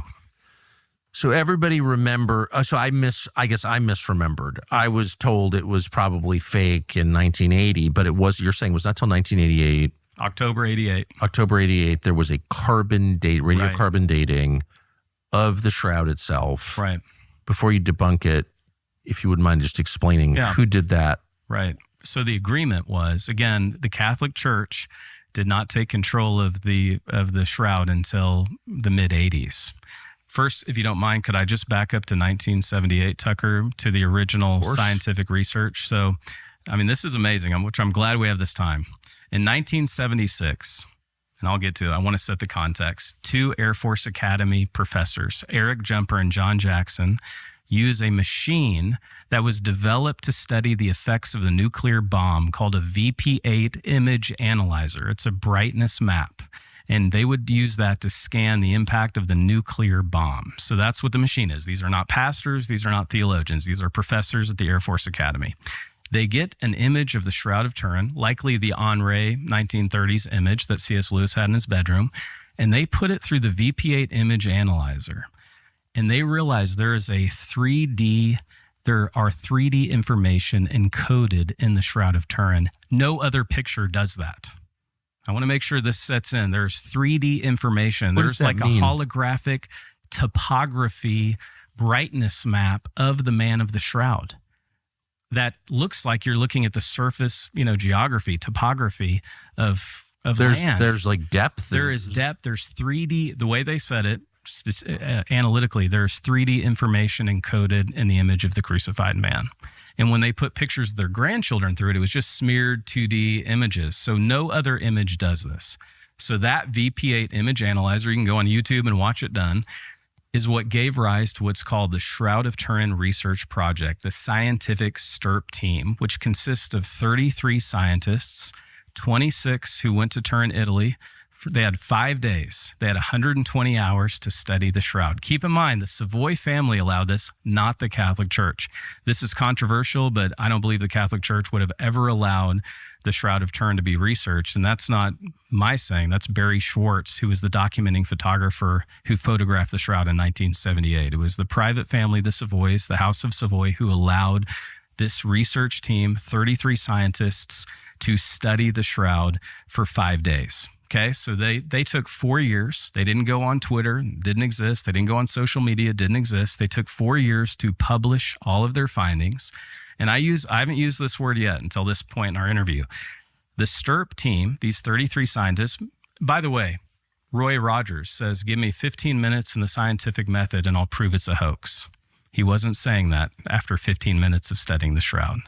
They all thought they had a free trip to Italy. They were in the lobby, Barry Schwartz, one of the original STIRP teams, and I met many of them. Sadly, many of them are now dead. But they're meeting over drinks in the lobby of the Italy Hotel in Turin, which is a beautiful city to visit. And they're all joking that they have a free trip to Italy to debunk this hoax. No one was saying that a few days later. So these 33 scientists publish, and they prove, this is the word I'm going to use, it's proven. The shroud is not a work of art. It is not a man-made image. They can't tell you how it's made, but they proved there's no pigment, there's no dye, there's no paint. They cannot explain how the image is there, but it is not man-made. So for the Christians out there or religiously minded people who think that like we're violating the second commandment right now, looking at this, we're not violating the second commandment, Tucker, so we can be at ease. What's the second commandment? Is you shall not worship a graven image. A graven image is by definition a man-made object, a handmade object. The shroud is not man-made. It's otherworldly. So we're not violating the second commandment. So that allows people and what's to breathe otherworldly easier. about it? The 3D. That the image, here's the cool part about the shroud. I believe we're looking at the moment of Jesus's resurrection, ultimately. All of this conversation leads that something powerful happens on that first Easter morning. It's electromagnetic radiation that's so powerful. We don't have this amount of watt power on Earth. 40 billion watts of energy, but it happens. It's peak power. It's not like the power when you flip on. It took me a while to learn this. It's almost like a cold energy because it happens so quickly in a twinkling of an eye. It doesn't evaporate. It doesn't the linen. squirt. That's what the labs could heat up and essentially tattoo the shroud, but it would burn up instantly. It would scorch. This didn't scorch. It was the pulse rate, which was so, and I know we're getting deep, but it's important to be nuanced in this conversation and precise. The pulse rate power, 40,000 billion watts traveling at 1/40th of a billionth of a second, we believe is that moment that Jesus' body is resurrected. And that's what leaves this image. But whatever it was a process that chemically changed the fibrils at a 0.2 depth, which is surface level, to leave this image. And that cannot, just for the fifth time, that cannot be applied with a brush. No, it can't be duplicated. And it hasn't been. One man in Britain offered £1 million to anyone who could replicate the shroud, and no one's taken him up on the offer. So if we have a written record of the shroud going back to the 4th century, how were scientists allowed to say that it, I mean, if we know it existed because contemporaneous sources described it, then how were they allowed to say it was a Renaissance creation? Well, how are they allowed to say anything that's unfactual? They're liars. And they hate truth and they hate God. Well, yeah, I'm aware of that. But like just on logic grounds, how could, I don't know, did anybody say, well, wait a second, we've been, someone in the 320s wrote about this. Right. Well, they don't know that, honestly. Scientists, they don't read these truths. They don't read Christian history. Most media people have never read the Bible. They don't even know but what if you're they're studying about. the Shroud of Turin, you'd think they would have some grounding in the Shroud of Turin. Right, But okay. Exactly. No. So they do radiocarbon dating. This was the headline from 88, I guess. Right. That it's so thank you. So that was the scientific launch so then in the late 80s, thank you for bringing me back. It's agreed upon that 7 laboratories would do blind research, carbon dating of the shroud. And the scientists who studied it said, whatever you do, don't take the sample from the fringes because the shroud has been repaired. There's 2 things we're looking at, Tucker, that it took me a minute to learn all this. There's these those lines, those are burn marks, those are scorch marks. These 16 triangular shapes, those are patches. The shroud survives a fire in 1532. The nuns stitched it up with a backing cloth. And they also, Where was the fire? This was in Chambéry, France, 1532, before it moves to Turin in 1578. So it survives this fire. It's doused. The shroud has survived at least 3 fires. And so there are also water stains. You can see those watermarks as well on the shroud. This is what's amazing. Like if this was a work of art, it would have diluted it. The image would have smeared or vanished. None of that happens. The image is still, as you just saw with the classic invert on my phone, very apparent. And so it survives all of that, but it did come in contact. I mean, millions of people have likely touched this shroud. I mean, it would be brought out for baby baptisms. That upper right corner would be cut off. Like if I really loved you, Tucker, I would give you a piece of the shroud to take home with you after having dinner with me if you visited me in one of my castles. I mean, so it's known that aspects of the shroud were given out even for indulgences. So in the top left, you can see with the naked eye, anyone who pulls up the shroud can see it is a contaminated area of the shroud. It's dark. It's been touched a lot. It's the fringes of the shroud. And so there's an invisible weave there that many great scholars believe that was patched. And so the scholars said, whatever you do, don't carbon date the corners of the shroud because it's been so contaminated. It's a contaminated sample. Get in the middle of the shroud and carbon date those samples. So what did this community do? These 7 labs that were supposed to carbon date it, actually only 3 labs did. No one ever answered why 7 labs didn't do it. It wasn't done blindly. 3 labs, Tucson, Arizona, Zurich, Switzerland, and Oxford, England, carbon date the shroud. What part did they take? The upper left-hand corner that any non-scientist can see as a contaminated sample. And they carbon dated that Well, it's sample. a patch. Exactly. Thank you for noticing that. Exactly. Are you're talking about the Very top left. that's in the a corner. different color? Right. It's dark. That is what they carbon dated. And then, ironically, the British Museum suppresses the data, the raw data of the carbon dating for 29 years. Only in 2017, through a French attorney who I'm going to be with very soon at the International Shroud Conference in St. Louis. I encourage people to check it out. The French attorney, through the equivalent of a Freedom of Information Act, finally got the raw data released for the carbon dating. And what did they find? The sample that was used to carbon date it has cotton within the sample, not fine linen. The rest of the shroud is fine linen. That's indicative it was patched. So this whole bias towards the shroud is based on bad science and suppressed science, by the way, 29 years suppressed. I don't know that was there cotton in Europe or the Middle East. Yeah, I don't. there was in Europe because they would use it for patchwork, these invisible weaves, these seamstresses. No, right. But 2,000 years ago. Yeah. This was fine linen. We don't have any other shrouds with cotton. This is the patchwork that was done in medieval Europe to protect the shroud, to preserve it. And so that is what the carbon. So if we're stacking up all of the evidence for and against the shroud, we're in the middle of presenting a voluminous amount of evidence for the authenticity of the shroud and that it is indeed Jesus's burial cloth. And we have one bit of evidence to deny the shroud, this erroneous carbon-14 dating. Has anyone ever carbon dated the linen? No, it's not been allowed to be dated since. Well, I don't understand how you could carbon date what's obviously a patch Right. that I can see Well, from we here. weren't even made aware of what was dated until the data came out. So they knew that there was cotton in the sample, which just immediately Right. disqualifies it. Exactly. It's a contaminated sample. And they knew that, and they hid it for almost 30 years. Right.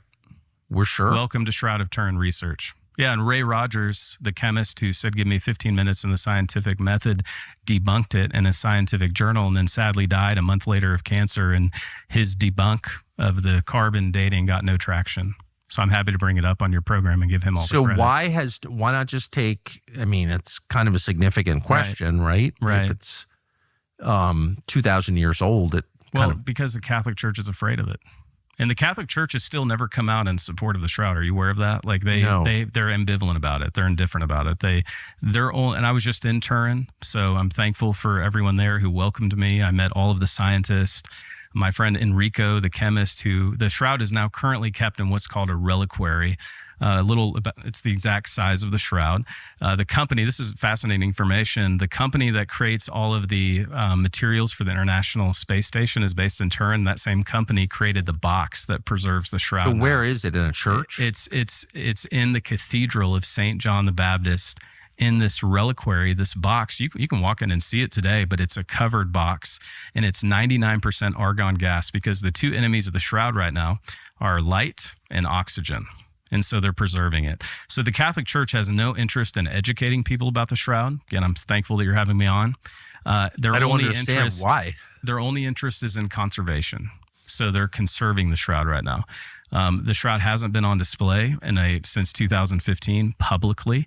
We don't know when it will be on display again. And yet it's this key to the whole message of Christianity. I mean, it is the death, burial, and resurrection in an artifact.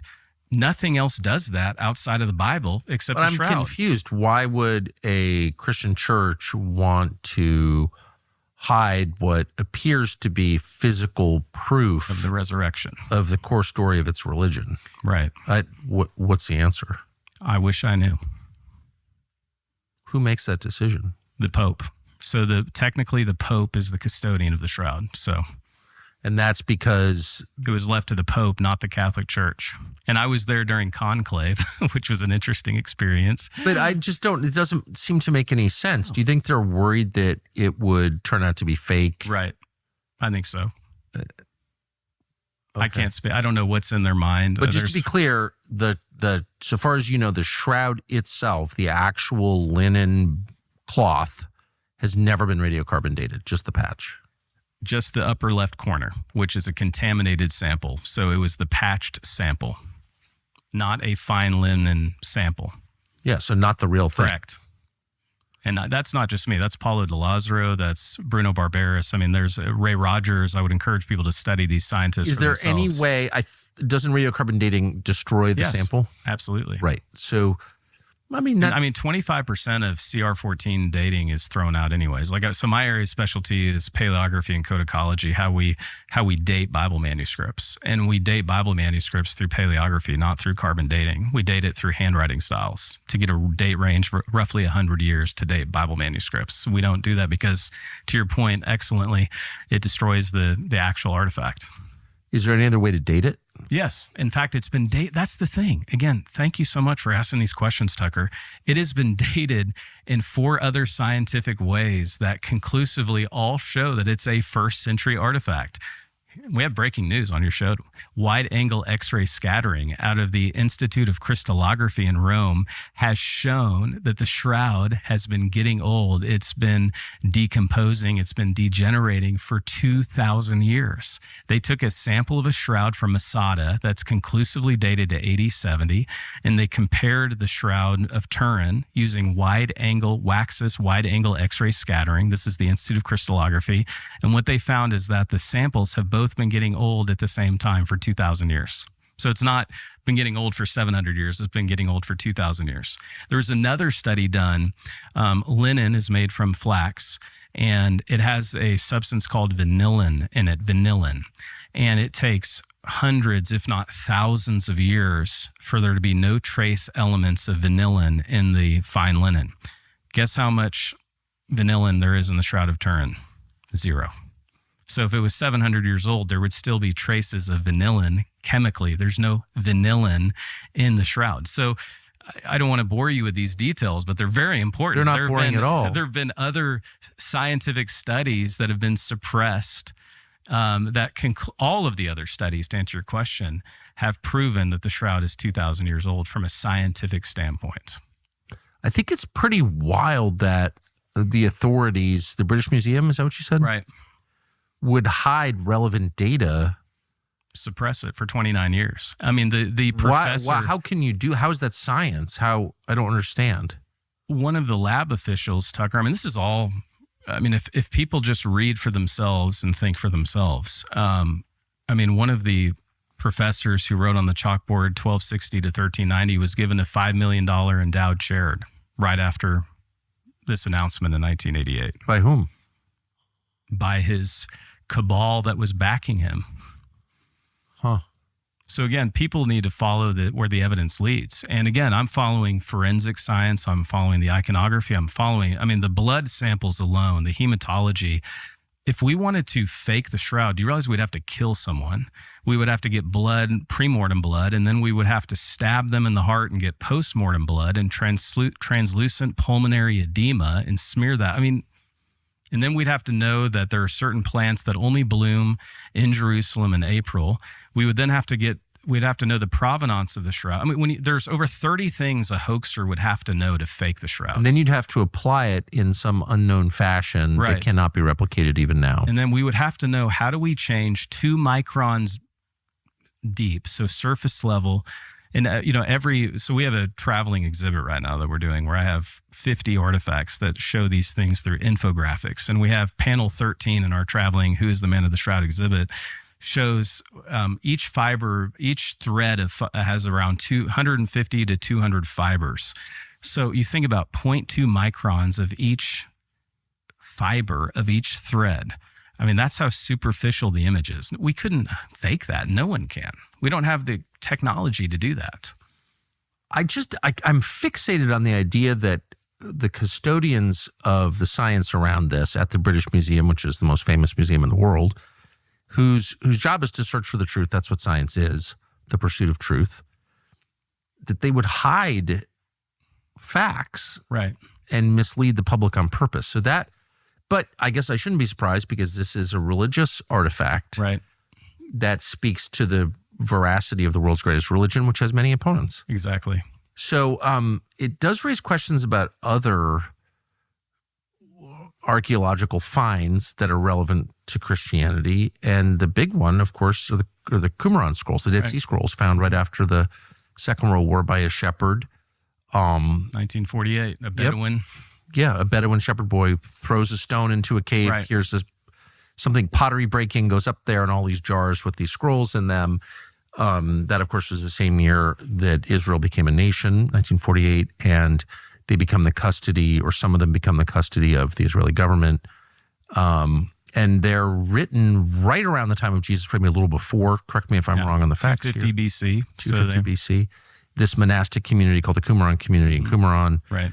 And they're, many portions of what we refer to as the Old Testament. At least that's what we've been told. But then I've always wondered, these are in the custody largely of a government, and they slow rolled. I mean, they could just take pictures of every single fragment and put them on the internet. Right. And anyway, there are a lot of questions, but my main question to you, I think you know something about this, is do we have all the Qumran scrolls that are in custody? Are they available to the public and to No, scholars? because they keep coming to light. I mean, there's the Cairo-Geniza fragments. So there's also Dead Sea Scrolls outside of the Dead Sea, if that makes sense. So there's the Cairo-Geniza fragments. This brings up a great question. I mean, the antiquity of all artifacts is sketchy, to be clear. And, when you look at the great artifacts from history, how people come into control of these artifacts, there's a lot of money involved. There's a lot of corruption involved, candidly. But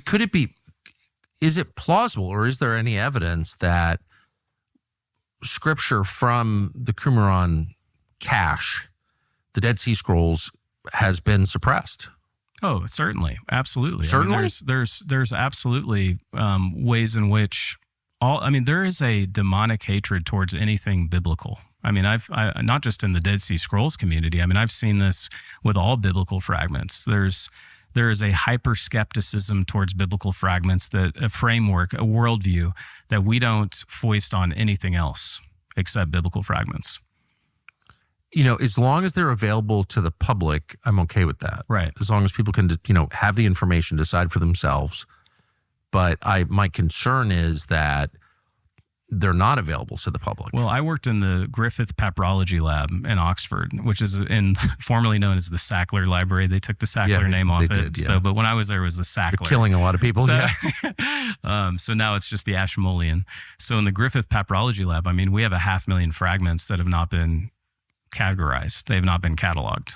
So, I mean, I say this as one who does this. I mean, yeah, there are biblical fragments that have not been brought to light. Why?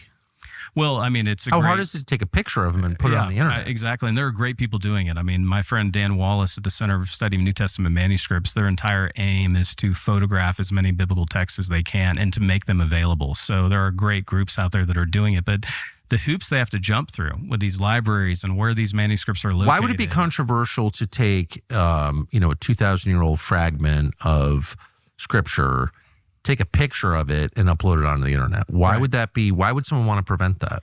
I can only speak to my experience, and so many of the papyrologists who I've worked with, so many of those are people that work with the papyri. So biblical fragments are papyri first, and then that was the original work of the scripture, and then of course scrolls. Honestly, so many of them. So papyri made from papyrus plants that grow in wetlands. The early church was innovative. It used something called a codex. It did not take scrolls from Jews. It wanted to have this book form with writing on the recto and verso, the front and back of each page. And it was cheap. It was inexpensive. It could be hidden, unlike these scrolls that were. I mean, I have Jewish scrolls. They're beautiful, but they're heavy. They're hard to transport. They're only written on one side. You had to unroll the whole thing. And they're made of animal skins? Right, parchment. Parchment would be bovine. They're all bovine. They're animal. They're calf. Yeah. Okay. So but any of this stuff is not, I mean, like, what would be the justification for keeping it from the public? Yeah, well, I mean, so much of it comes out of the Enlightenment movement of Europe. I mean, coming out with what we called higher criticism, the German scholars, the height of German scholarship in the 1800s, that Jesus didn't exist.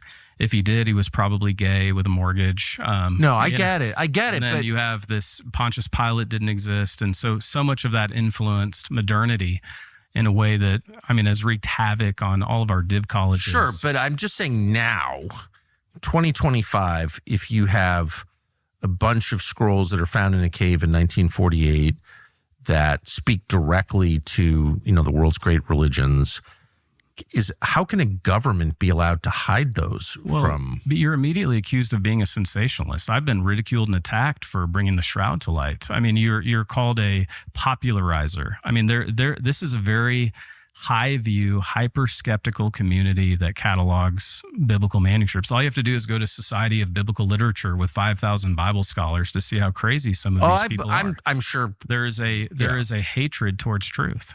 I mean, the man who I defend in my thesis, I write about this in my book, Body of Proof. I've spent 3 years studying the physical bodily resurrection of Jesus. I've written a 93,000-word Überlieferungsgeschichte, history of resurrection belief in the Judeo-Christian motif. And I come to my Viva, where in England it's pass-fail. So if you fail your PhD Viva in England, you can never do a redo again. You get what's called an MPhil, and there's no do-overs. So I come to my defense, Tucker, and I have a Bible scholar who did not believe in the miraculous, did not believe in the historicity of the resurrection. And he looks at me and he says, Jeremiah, do you actually believe the resurrection happened, or is that just imaginative storytelling? Yeah. Well, that doesn't surprise me at all. You know, that people who, I mean, how many Episcopal priests believe in God? Yeah, none. No, I know some who do, but like the minority. Yeah, that doesn't shock me that they would, you know, that corruption exists. It's the suppression of information.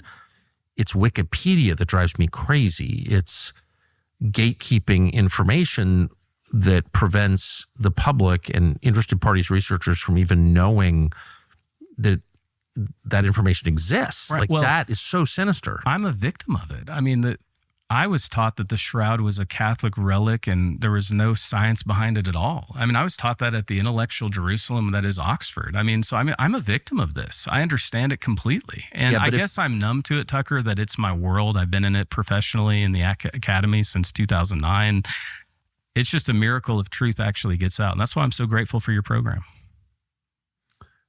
Do you have hope that there will be further study of the shroud, or do we not need any? I'm doing all I can to make that happen. This is changing people's lives, this truth, because when we look at this mystery, it actually reveals the message of Christianity, God's love for us, and that he sent Christ to die in our place and raise from the dead. That's the gospel. That's the good news. And that this event actually happened in history. Jesus physically, bodily rose from the grave, and there are great reasons to believe that. I have another artifact I want to hand you, though, Tucker. Yep. I want you to hold the replica of the spear. So This is amazing. This is a replica. There's a weight to it. Yeah, now, you mentioned that they did not break Jesus's legs, but let's make sure he's really dead. So they take this spear, this lance, and they stab Jesus according to John's gospel. And remember, John's gospel, this is not a scientific or medical journal. It says that blood and water came out of the body of Jesus. Jesus is stabbed between rib 5 and 6, and we see that reflected on the shroud with the post-mortem type AB blood that pools just above that triangle, right parallel with rib 5 and 6. And you're holding in your hand the spear that would have inflicted that punishment on Jesus's dead corpse by the Roman executioners. Damn. And so the spear likely had an iron tip on it. Exactly. And it punctures about 3 centimeters wide. And again, the scripture said, Isaiah foretold it, by his stripes we're healed. By his stripes we're vindicated. And we see that reflected in the spear, the lance wound that Jesus body. And we see that reflected on the shroud, which is just fascinating to think about. Last question. Are there other physical artifacts extant you're satisfied are genuine, whose provenance is knowable, that point to the historical reality of Jesus? Oh, absolutely. We have an embarrassment of riches of artifacts, archaeology. This is the beauty of Christianity. This is the beauty of our faith, Tucker, that our faith intersects with archaeology, where I often say that, and I say this in Body of Proof, archaeology is Christianity's closest cousin. What's amazing is to what extent can Christians, because all of this is taking place in a non-Christian country. Absolutely. And I know atheist Jews who are archaeologists, and they use 6 sources to make sure their archaeological sites exhibit verisimilitude, that they're digging in the right place. And you've probably heard of these sources, Tucker. Are you ready for this? These are atheist or agnostic Jewish archaeologists in the land of Israel. There's around 100 archaeological sites at any one time. Most of them are secular, completely secularists, but they still use 6 sources to make sure they're digging in the right spot. Matthew, Mark, Luke, John, the book of Acts, and Josephus. So if the critical archaeologists are going to use our sources because they're so good, I'm going to use them too. But, why should we try? If you have people who are, opposed to Christianity, is there oversight? Do we know that historical information isn't being suppressed? No, there needs to be more integrity to it for sure. Are there people who aren't attached to that government who are on the archaeological sites watching this stuff?